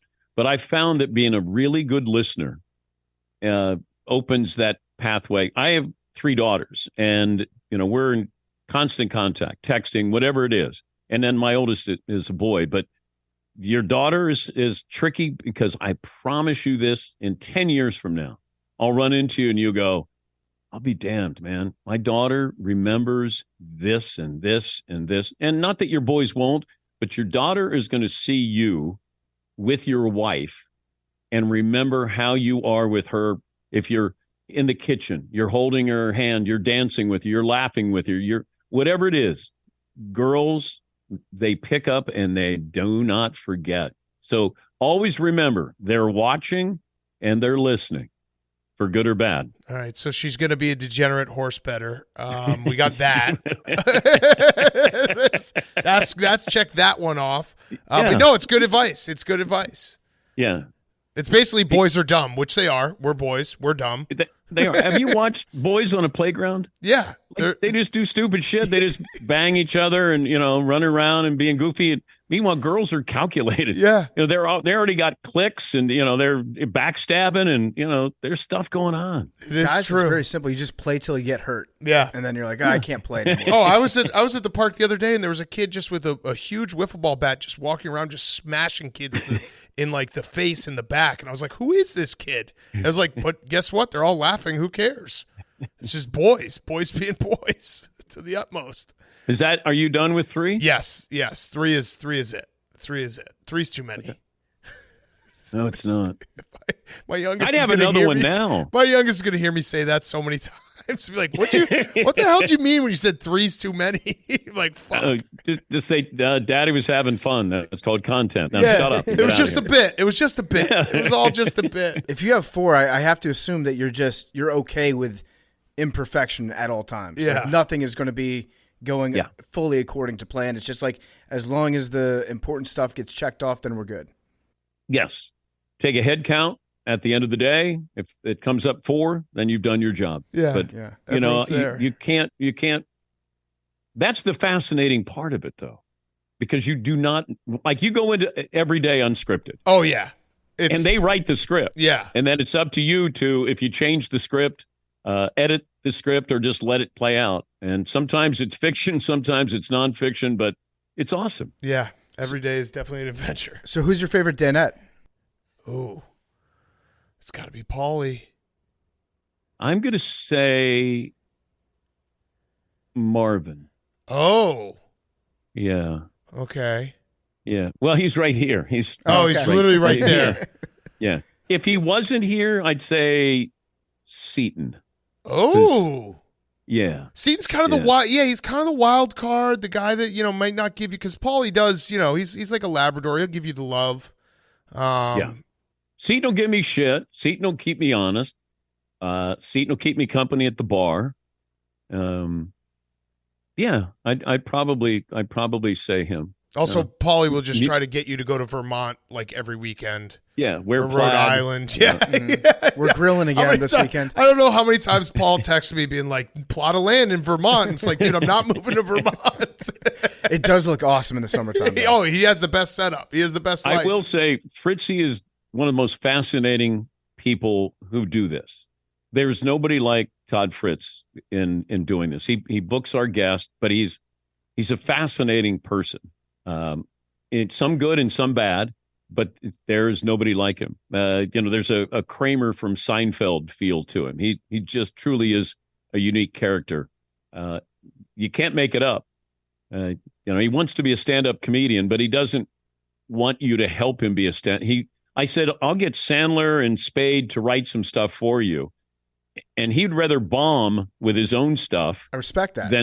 Than take from Sandler and Dave Spade and be successful. Hopefully it's not too much like Kramer with his stand-up material. Yeah, that would be true. a bad look for your show. No, not. He doesn't go blue when he's up there. I love when you and Fritzy get butt heads. That's some of my favorite moments from your show, because he's very defiant and it's very fun to watch. It can be. My wife says you don't hear yourself, and I said, "Oh, I do. I do." But I can look back and kind of cringe because I get angry sometimes with him. I told him, I said, "Look, I love you, but I don't always like you." Mm-hmm. That's a good saying. Yeah, and he knows that. But he is truly a unique character. Every single day, it's something different. Fascinating. So I want to plug your book again. You should check it out. The Occasionally Accurate Annals of Football. Annals. You can find it everywhere, literally everywhere. This book is going to be everywhere you look. You had Adam Sandler write the foreword for it. Yeah. Did he actually write it? Did you like send him an email? Nope. Did he write back to you, or did he have his friend write it for you? No, he said. I asked him in person, and I said, "Will you write the foreword?" He said, "Well, what do I write?" I said, "Whatever you feel." And he said, "I'm a Jets fan." I said, "Write about the Jets." And he did. It's all about the Jets and how he grew up hating Tom Brady. And so he just gave you what his thought. I said, it doesn't have to be about anything. Just write it. I don't care. And he said, okay. He goes, I don't know what a foreword is, but I'll write it. And so. I was happy to do it. He seems like just a great dude. I read a story about him. This was when Uncut Gems was coming out, and they He just hasn't been on your show? He has. Yes. And he was Okay. awesome when he was on the show. Like I felt like I was his best friend after 45 minutes with him. But he when that movie came out, there was an article somebody wrote about him that was just interviewing all of his friends, like everybody that's known the guy, and they all stand on the table and say like he is the best person in the world, maybe. So is he a close personal friend of yours? Yeah, he's become that way, but he's put me in 20 movies. So that's 20 years that you see him doing a movie, even though I'm on the set for maybe 4 or 5 days. But he invited me to his daughter's bat mitzvah, and he's been to things, family functions of mine, and dinner. And once you're in with him, you're in forever. Mm-hmm. Once you're in the family, because I remember doing a movie, and then Rob Schneider goes, "Once you're in, you're in. Sandman will use you whenever you want to," and he has. Like I said, 20 movies, and he writes a cameo for me. And a lot of times he would write a cameo just so I would go to the movie set so we could play basketball. He wanted somebody to be able to play basketball with. And I didn't care. It was like, I don't have to stay there for a long period of time. You just have to go there and remember your lines, have some fun, play some hoops. That's it. What was your best acting performance that you've given? I think it was the movie Just Go With It with Jennifer Aniston and Nicole Kidman and Dave Matthews, where I play a nightclub owner, and they do this competitive dance, and I just get to ad lib and say whatever. At one point, I called this large woman Big Country, and I didn't know if Sandman would let me keep it in, but he was like, "Danny, just ad lib, just have fun." And Dave Matthews was in the scene as well. But Aniston and Kidman, it was funny when each realized that I had no idea what I was doing, because Kidman she's real. She's actress. She's all actress. Aniston, kind of fun and goofy, but really comedic timing was wonderful. But there was a time when the script says, you come on and then you ad lib and get the contest going. So I came on.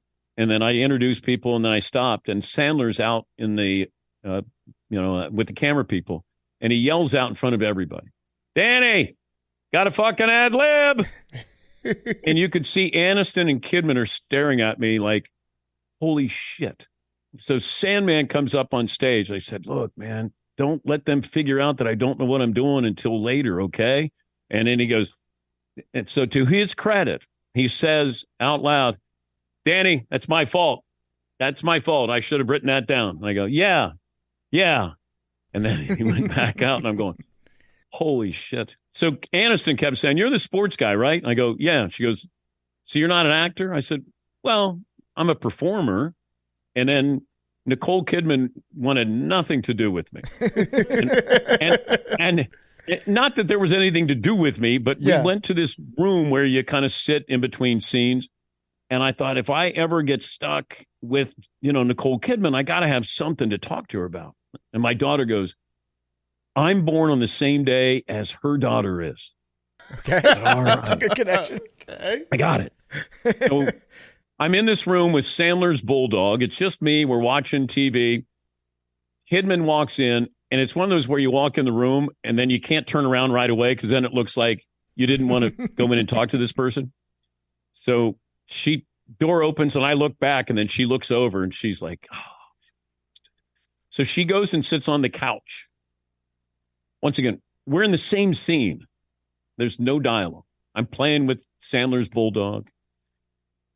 And then all of a sudden I go, "My daughter's born on the same day as your daughter." And she said, "Oh, great." and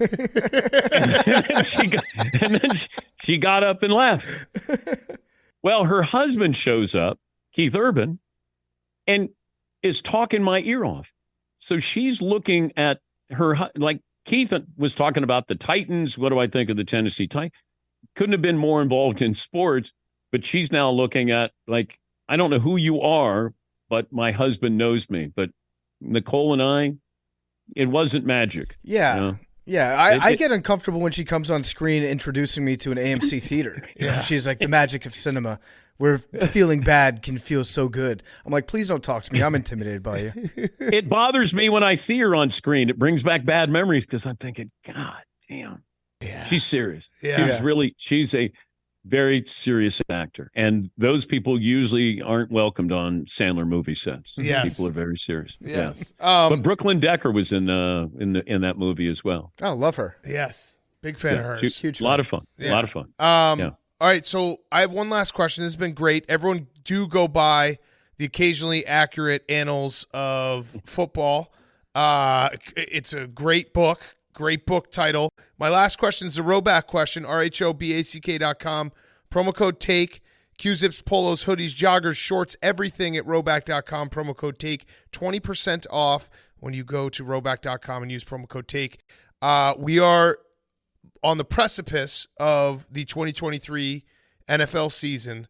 Give us nice to get some gear, though. Oh, we can get you gear. No problem. No problem.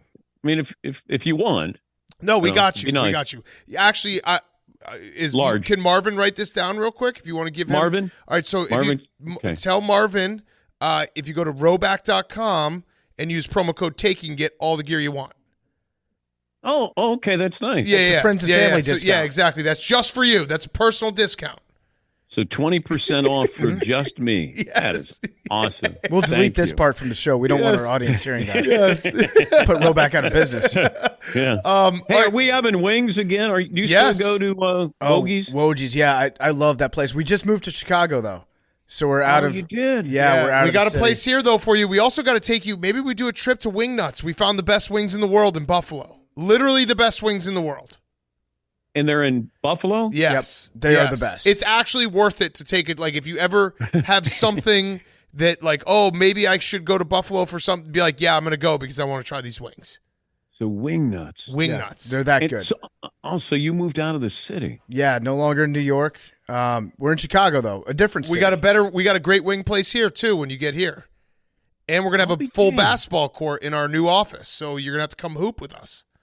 Well, we invited you guys here for an ass kicking, and nobody showed up. I think you fired McLovin like right after that. So I feel like that's what I'll bring McLovin back to play hoops. I played with him. I used to play with him every Saturday morning. Oh, I heard. I know his game. Marvin can play. Marvin knows what he's doing. Okay, McLovin is an all-time, and I do love him. I say this in an endearing way. All-time. Shoots a shot and says off or short, and then it's a swish. It drives you insane. Where he's like, that's short, and then it's just a perfect swish. He played a little bit at Dartmouth there on the junior varsity team. Yeah, ever he's heard got of some it? game. All right, so rollback question. Give me your spiciest NFL take going into the season. My spiciest one is, I just did this the other day. Hold on. Oh, we're getting.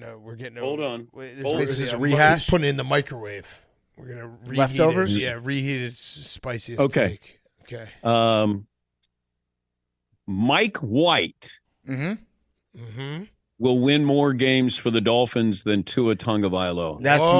That's me. I hope Tua listens to this, and I hope he calls you out. You're on a list now. I'm part Ryan of Clark. TuaNon. I'm a member of TuaNon. You are now on the list. I didn't say that he looks thick or that he looks like a stripper at Onyx. You're in trouble for this take. No, I'm rooting for him. Doesn't sound like it. You know what? I'll take that back. Okay, there we go. Tom Brady comes out of okay, I like it. And he comes out of retirement to play for the Jets. Yeah. Ooh. Okay, that's a great one. That's a spicy wait a minute. take. Give me your hot take here. Just you can do it real quick. Dak Prescott retires from throwing too many interceptions. That's he retires this year. This year he throws so many interceptions in the first month of the season. He's like, I can't. I'm so bad at football. I'm retiring. You're going to be on his list, and I'm going to let him know that I'm you're already on rooting Dak's. against him. I'm already on Dak's Dak list. doesn't Don't have a worry. list. Don't you worry. Dak's got a long list. We've been on that list. I think Phillip Rivers is going to come back. He almost came back last year. Did you hear that with Kyle Shanahan? Yeah. Kyle shouldn't have said that because No, now all he I'm thinking shouldn't. now all I'm thinking about how awesome that would have been if Phillip Rivers played in the Super Bowl. That would have been a great story. It would have been I'm incredible. surprised. My arm is stronger than Phillip Rivers. Yeah, that's true. It is. Yeah. I actually think this is the year for Kirk Cousins. I think he wins 1, maybe 2 playoff games. I'm back in on him. I'm like a pendulum with Kirk, where now I feel like I've undervalued him and underappreciated him for so long. And I saw him on that show Quarterback, and he's just the nicest person in the world, where now I feel bad rooting against him. So now I'm back on his side. Are you okay with the mustache?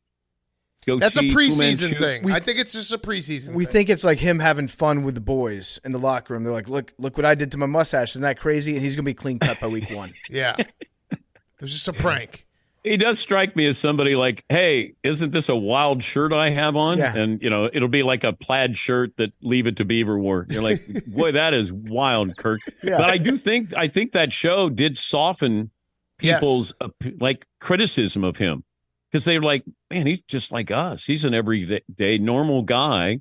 But it feels like no matter what he does, they won 13 games last year. Yeah. Yeah. But we talked about never the good point enough. differential. It's never good. Yeah, I know. Never good enough with Kirk D. Cousins. Yeah, I developed a kind of a hatred for him because he was always good enough on the Redskins at the time to be better than average, give you hope, and then not good enough to fulfill that hope that you got. But then I realized that was more about me, less about him. And he was also just really good at getting paid.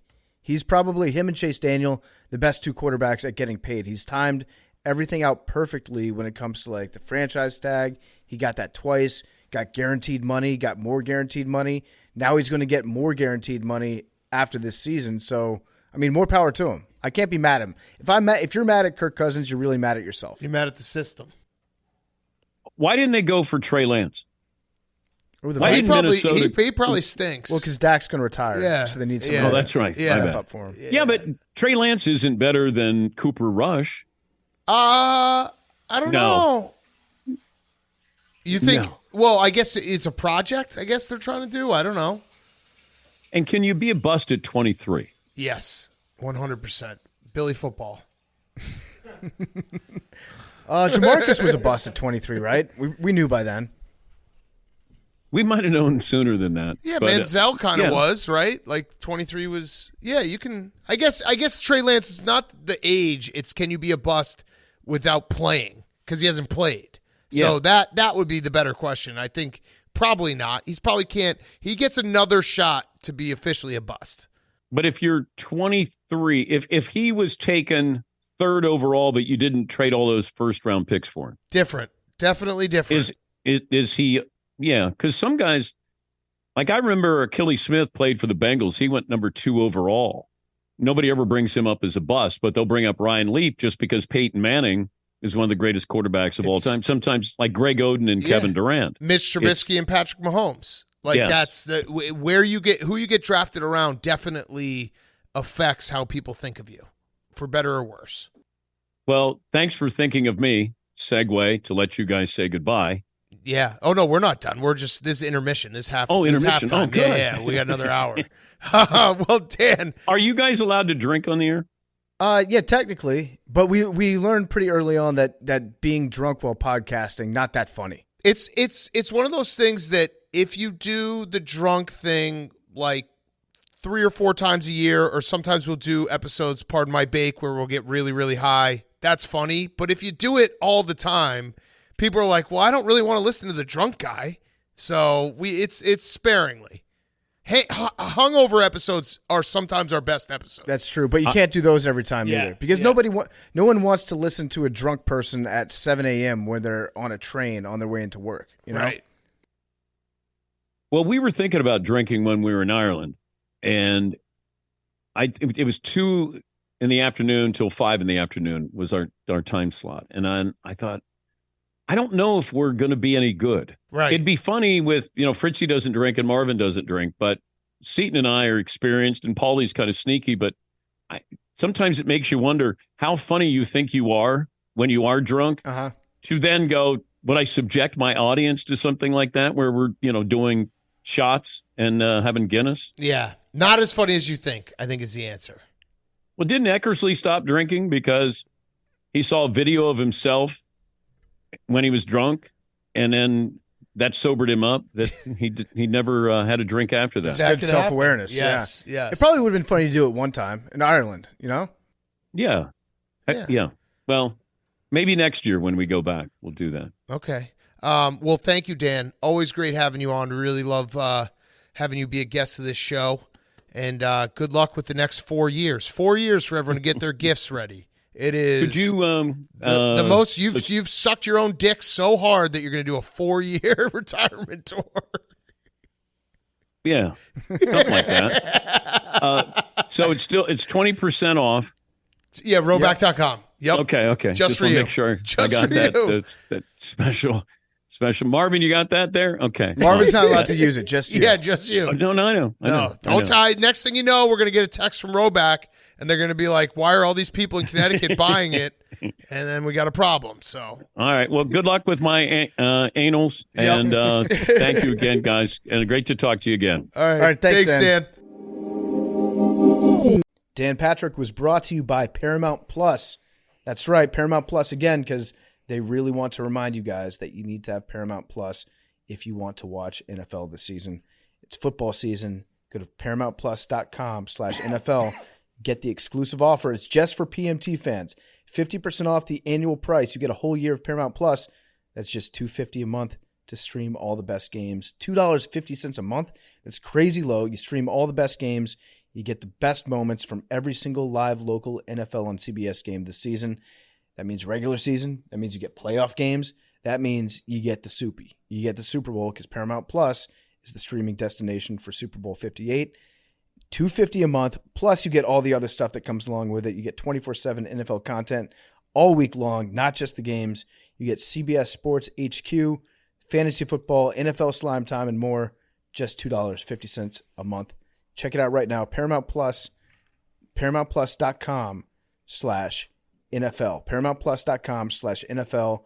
Save 50% at home, on the go. Get all the action this season from the NFL on CBS, plus all the other stuff that they're tossing in. The annual plan only. Offer ends 9/20. Terms and conditions apply.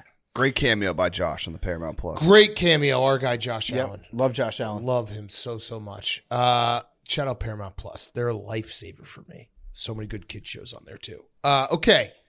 Before we do Firefest, we did have an assignment for our darling Jake, and that was to watch the interview of Larry Sinclair's his name?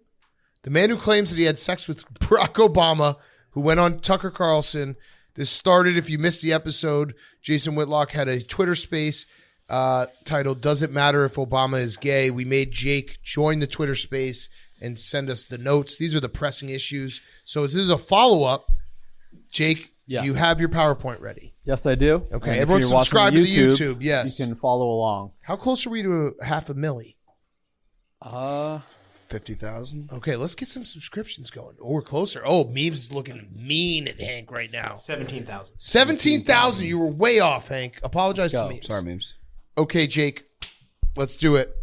Let's give it to us. Yes. Welcome to Sex, Whoa. Drugs, Obama, the Larry Sinclair story. Now, Jake, did you watch the whole video? Yes. Okay, how long was it? It was 41 minutes. What'd you think? Like, It was not the facts, your personal opinion of the broadcast. It was ridiculous. I'll say that. Well, no, you shouldn't be opinionating on this, right? Well, yes, what I thought. Okay, all right, but yeah, It's a test. But What you're about to see until the last slide it's is just all straight facts. Okay, well, facts according to this. Oh yeah, according to Larry Sinclair. Okay, all right. The Tucker's set is awesome. I It like is- it. it It's looks very like like. Do you think it's a green screen or real? No, I think it's No. real. I think it's in Maine. He looks like a Ron Swanson hosting a show. Yeah. Yeah, I think he built that table himself. I was staring at the creek a lot Yeah. in the background. Okay. All right, before we get started, let's set the stage. What is going on? Isn't this a sports podcast? If you're joining us for the first time, it is, but you guys asked me to do this. Yes. Why? This feels like you're just trying. No to, idea. I was actually very confused on what was going on, so that's helpful. This feels like set the stage. Jake is basically just being like, for any future employer, look at the first slide. I was coerced into doing this. Yeah, okay. No, because I do what you guys say unless it's the Ray Allen. That would be great if Jake went on Tucker and was like, the tell-all of Pardon My Take. They made me do dip. They made me do dip. They made me 18 hot dogs in an hour. I had to dress up like a woman. and then they made me search the depths of hell to see if Obama's gay. Yeah. So who's Larry Sinclair? He encountered Barack Obama in Oh, Illinois. wait. Allegedly. Come on, Jake. All these He are allegedly. Allegedly. Allegedly used cocaine with him. Yeah, and he currently lives in Mexico. Huh. Okay. All right, we're setting the stage for how they met. So he was in Chicago. This is all alleged. Allegedly, which is Obama's home state of Illinois in 1999 for his godson's graduation. Larry That's already feels bullshit. that he was here. No, for a godson's graduation? I Yeah. don't know. Oh, You it was traveled? also he said pretty much my godson during. Oh, it's Okay. falling apart. It's falling apart. Yeah, so I don't he- believe my this guy. godson. That literally should have been the end of the interview. Like, what do you mean pretty much your godson? He said pretty much or basically. I Either don't- way, you didn't just say it was his godson. I don't know that much about godsons, but Me I'm either. sure that there's a hard and fast line as to whether or not somebody is your actual godson. Right? Frank the Tank has a god brother. Isn't it like if it's your He does. He has a god brother. if you have a godson, that means that if something happens to the parents, then you have to take over that child. Correct. Right? Correct. So there's no pretty much. There's no pretty much. Or if you were in fact their godparent, then the real parents would be very upset to hear you say This that. feels already bullshit. Okay. So Larry hired a limo service, asked the driver For if his he knew anyone. god, pretty much godson's No, graduation? just for himself to go out and explore Chicago. So he has DUIs. Multiple? I mean, so- why else would you why- hire a limo service? Well, why wouldn't you just get in a cab? Yeah, so he hired a limo service. The driver pulled up at a bar and then got out of the limo. There was this guy introduced to him by the limo driver as Barack Obama. So that's interesting because Obama at the time was a state senator, which, by the way, he only got that position because Ditka decided not to run against him, which Ditka regrets to this day. So He's like Mark Wahlberg. So this guy in the limo was like, "Oh, you want to meet people in Chicago? Let me take you to a bar and introduce you to a state senator." That's Yeah. where we're at. Okay, So this is their first interaction. got it. There was a hunt Oh, for wow. coke. Jake, did you make a this stock slide? image. Did Yeah. you look up Searched, cocaine use? Yeah. I think that's actually Jake in the thumbnail doing cocaine. So they were having drinks at the bar, and Sinclair mentioned Jake to did Obama. ask if cocaine makes you pee a lot. I didn't, but I didn't know that. Yeah, you did. Oh, you did ask that. Yeah, I did. You did ask that. Yeah. Oh, yeah, I'm going with bits now. What? Turning No. the corner. You asked that question. I did. When we went to the bathroom in Oh, yes. Yes, I actually did. Detroit, Yeah. I might have said, wow, this bathroom looks like a perfect place to go in. And then, Yes. And then Jake said, what, does cocaine make you pee a lot? I was like, oh, God. Yeah. Okay. So Larry asked Obama, allegedly, he could use something to wake up, and Obama immediately know what to do. They then left the This bar is to the biggest lie story of all time. They then left the bar to get cocaine. Obama secured it. Sinclair put a line on a CD tray to snort in the limo, and Obama pulled out a pipe to smoke out of. Larry said, some people smoke, some people snort. Yeah, so Obama then started to do crack in front of him. And this is, Yeah. all right, again, this is a state senator, and he meets a random stranger who says, man, I'm tired. And then he's just like, I got you. Well, he pulled, Yep, we're out. okay, let's be fair. Sinclair pulled up in a limousine, okay? So it's not like this was some nobody that was flying in. Obama was probably like, oh, this guy's legit. Yeah. So they secured the drugs. Now we move on to the sex part. Oh, Sinclair so- started Step 2, will sex happen? Question mark. Sinclair started rubbing his hand on Obama's thigh to see where it was going, and it went the direction that Larry intended to go. Sinclair says he performed oral sex on Obama in the limo, and he said it definitely wasn't Barack's first time. That much I'm absolutely How would you certain know? of. He just felt certain. He was really good at getting head. Yeah. Like very comfortable with it. Okay. So it will embrace debate. Would you say that Obama's gay if he just got a blowjob?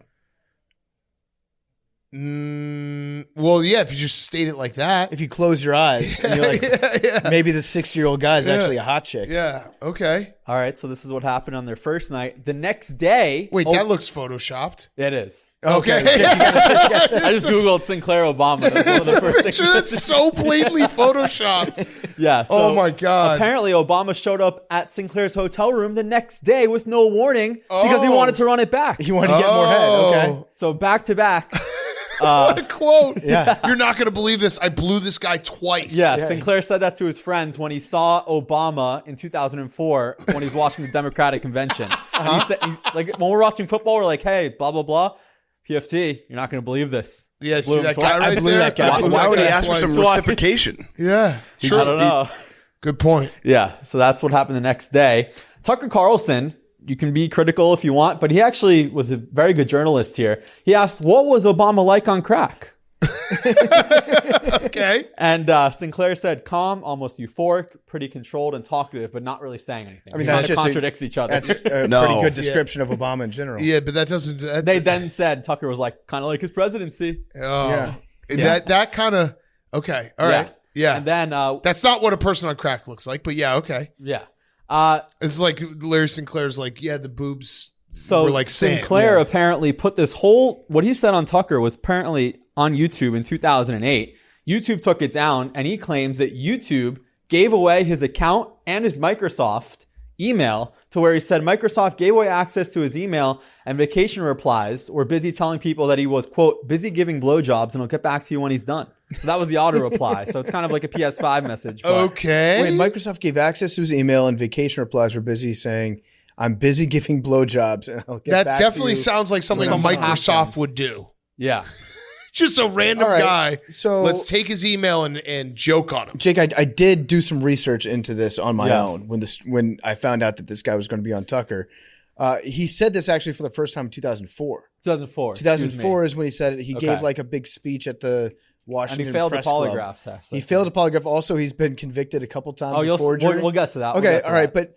but he did make these statements like in 2004. Okay. Well, he claims that Microsoft gave away his account and people were.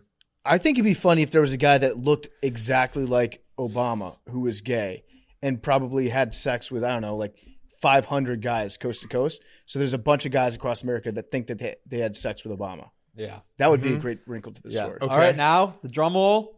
Verdict. Drum roll. The It's verdict. your verdict. I don't believe him. Okay. All right. Why? Well, as PFT mentioned, he's been in prison in 3 different states. He has a specialty in crimes involving deceit. He's okay. He also- He's a serial liar. The record also indicates one of his jail sentences, were 16 years, and there's many more details to his criminal background, but I'm not going to waste your time. Okay. 16 years for forgery seems like you were forging something pretty important. Yeah. Catch me if Yeah. you can. And then our boss, Dave Portnoy, also chimed in on this topic earlier today on Twitter, and he's on my side. Yeah. He doesn't agree with anything he's saying. Yeah, he said, I met Larry Sinclair when I was doing my Tucker thing a couple weeks ago. I would trust Anna Delvey before I trusted anything. Larry Sinclair said, top to bottom, maybe the least trustworthy human I've ever laid eyes on. I'd say his story has 0.0% chance of being true. And that's I'm generous. looking at the font there. He definitely used the letter O and then the number 0, which is insane.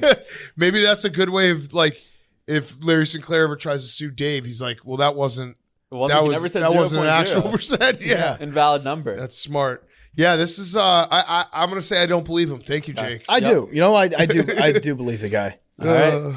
And the end. Well, until I'm never doing this again unless Big Cat or PFT asks me. yeah, no, I was gonna say this story is not over. I'm sure Jason Whitlock might have even a Twitter space tonight. If anybody out there has had sex with Barack Obama, please email PMT intern at barstoolsports.com. Jake will investigate your claims thoroughly. Yes. So there you have it. Actually, Jake, if somebody actually claims that they had sex with Obama, you have to interview them. Yeah. Yeah. You should do a special report with Larry Sinclair. Okay. Okay. Yeah. So there you have it. I hope that helped. No, not really.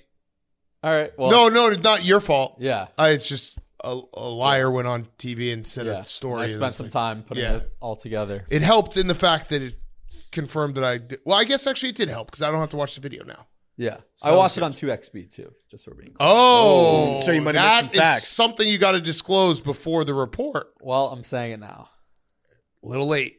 Little Kinda late, cheap. All right, but- PFT, I'm on your side. I think it happened.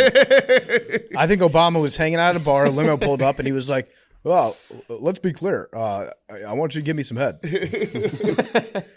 Oh, I need something to wake up. That's it. Yeah. and he took him right out of the bar. Damn. What if he was like, "I need something to wake up," and Obama just pulled his cock out? Here you go. Here you go. All right, let's finish up the show. We got football this weekend. Firefest of the week, Hank. I talked about the bachelor party last weekend in Nashville. Took a lot out of me. I was, fighting through this week. Very busy week. Couple long days.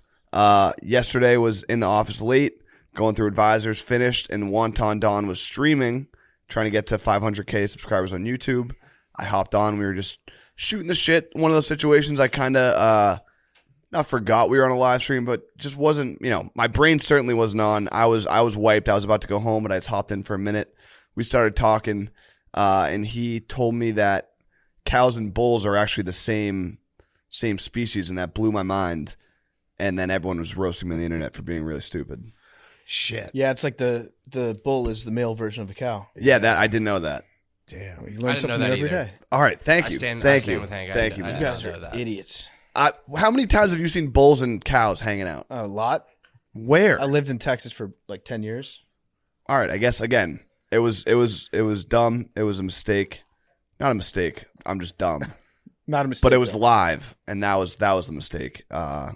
And I set myself up again. And also you have diarrhea. Wait till Hank finds out about roosters and chickens. Yeah, well, that was the example used. That one I knew. Oh, okay. Hen, You knew that.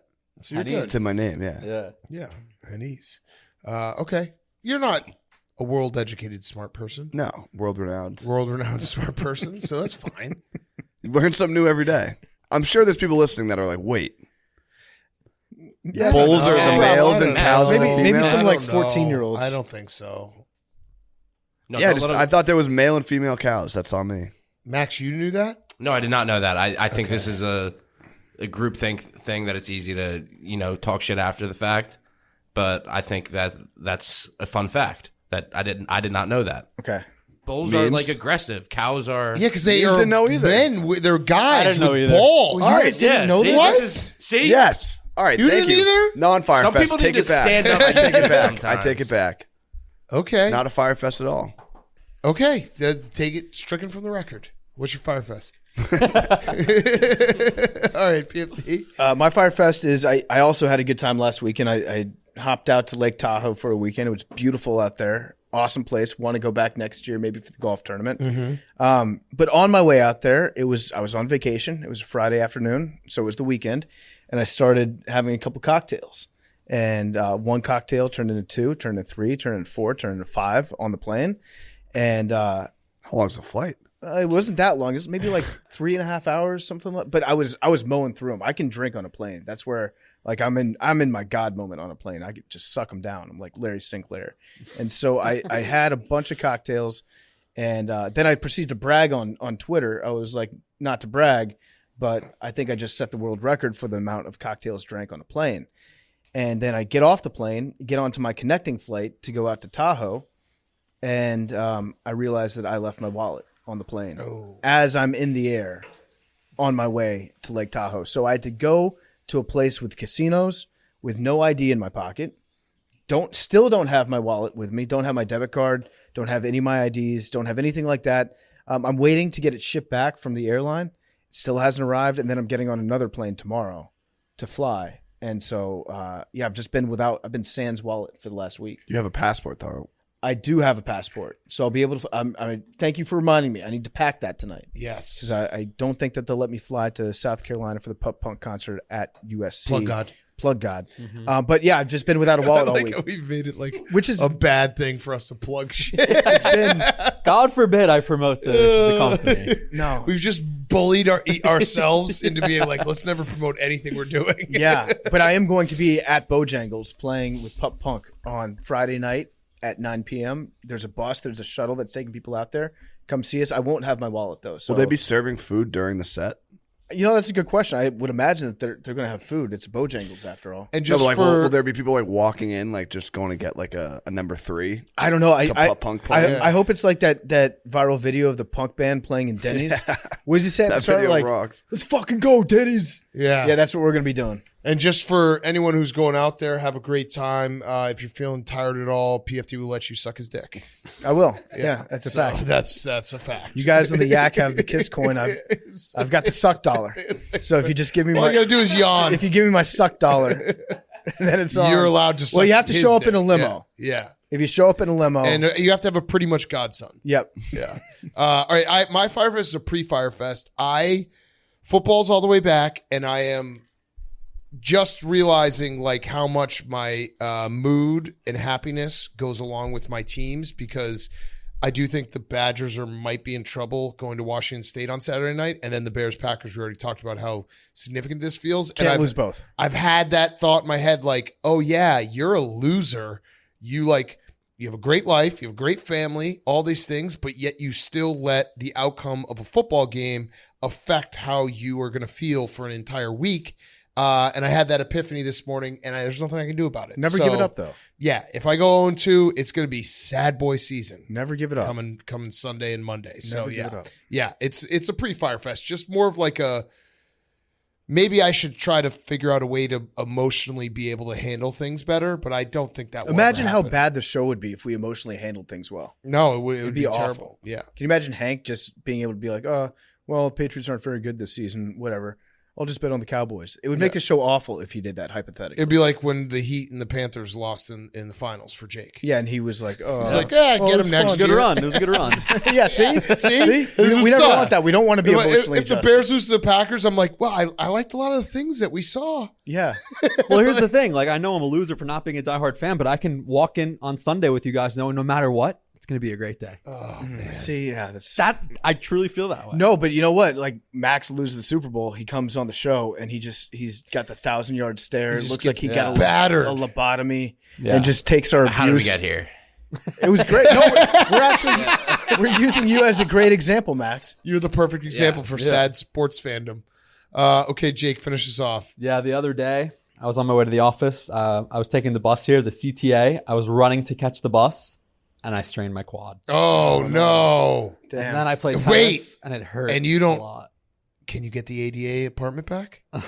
Honestly. I mean, you might need it. No, I'm fine walking. It's just running. Sometimes it hurts. What noise did you make? Running sometimes. How often are you running? To catch the bus and playing tennis and pickleball. Okay, so then stop playing tennis and pickleball. Well, we'll see. Also, Like if I get an injury that's like I can't run, oh no. yeah. Nothing in my life will change. Like, unfortunately, I can't run the 5K, but I'm still going to show up and support the cause. How do you feel know? like You might you be can? you might be feeling good by Saturday. like you Yeah, can. it might be. By the way, that's going to be a great PMTV. Yeah. So Max is going to run the 5K on Saturday. Attempt. Maybe I could still run it. Under 33 minutes, and he gets $5,000 for me and Take me $5,000 over. for PFT donated to Pause. Are you running it? I gotta help film. Yeah, I got to help film. I got to go to Tuscaloosa. You definitely didn't sprain your leg. You just don't want to run the 5. Yeah. No. You know, Why no don't one you cut asked it you to out? help Why don't you film. cut it out? I'll help with whatever. No, we don't But need you help. just We said need help that. running. I actually do. I actually think you could Okay. beat Max with Every a strained person quad. who runs I saves a know dog's that. life. I'm running. Oh, there we go. I'm going. Just be It's his gonna hurt. pacer. Yeah. Just be his pacer. Okay, I'll run with Max. Yeah, run with Max. So just go, just do the pacing. That would actually be very funny for the video. Done. If you have the pace and you keep him, you're like, all right, Max, we got to pick Just like it up. be his hype guy. Yeah, dude, 33 minutes. Like you can walk some of that. I'm gonna walk a lot of it. All right, Okay, Max. you Let's can't do walk it. a lot of it. I'm dude, going. 33 minutes. Positive vibes only. You can walk probably 3 minutes. Yeah, if you do it, if you walk 3 minutes fast, walking. you could do this. A light jog should be able to do it. I can't jog that long. Okay. Have you trained? Not. I also have strep. I think I might have strep throat. What? Dude, Max, you can't get us sick at the start of football season. Everyone subscribe to the Pardon My Take Yeah. YouTube. We won't release the Max running video until we get to 500,000. And also the golf But videos that's are actually not dropping. true. We're When gonna are they- release it next when are week. they coming out, Max? Golf is next week. Okay, so yeah, we won't release the 5K run What about the Ryder Cup? When's that coming out, Max? The week after. until 500,000. Let's get 500,000. Everyone subscribe. Smash Everyone that subscribe. Everyone subscribe. Just subscribe. So many people listen. Subscribe. Yeah, I know. Subscribe. There's someone listening right now. You know who what? watches it and isn't subscribed. Yeah, that's crazy. You know what? Lead from the front. You're not subscribed. No, but I'm going to do it right now. This is crazy. Lead from the This front. is insane. Lead from the front. Here's what Wait, we're going I'm to do. definitely subscribed. I don't subscribe Yo, to I'm anything definitely. on Yeah, YouTube. I've been subscribed. for a I let the long-ass time. algorithm tell me what. No, I'm subscribed. Okay, let's see. I'm Pardon subscribed. my I've take. been subscribed. Yeah, let's go, people. Pardon my take. Subscribed. We're 20K away. So we have 480. Subscribed. All right, let's go. Also, I lost my blue check mark temporarily. Oh, what'd you do? I gave my profile a makeover, and they put you through like a review that period. that was a low point for me reading that makeover. A makeover? Why? What'd you put? It was just like new Twitter bio, like new profile. Yeah, it's a I'm new, going to look fresh at start. All right. Yeah. Initial reaction. You didn't like it? But you went from I don't know, You went from a announcing picture in a new suit to a picture in a suit. It's more updated. You're the dude. You're the the teacher coming in every day with the same outfit. It's a year later. It's a Barstool picture. Jake Marsh, Pardon My Take podcast, play-by-play broadcaster, Q's alum, golf, pickleball, tennis. No football? Can we get Mr. Positions in there? No. Why? You aren't Mr. Positions. Someone recommended Plug God. Oh, Mr. Positions is better though. No one will know what that means. It's true. Yeah, could mean anything. We'll see. Okay, Yeah. Great show, boys. Can't wait for football. Football's back. Everyone tune in. Stream. Sunday we'll be streaming for the entirety of the first slate and second slate. And then we'll be doing boomers on Monday. Next time you hear us. Oh, numbers. 3. You ever gotten this, Memes? 30. No, you have never gotten this? 20. Meme says 1. Oh, 69. 97. Love you guys. Talking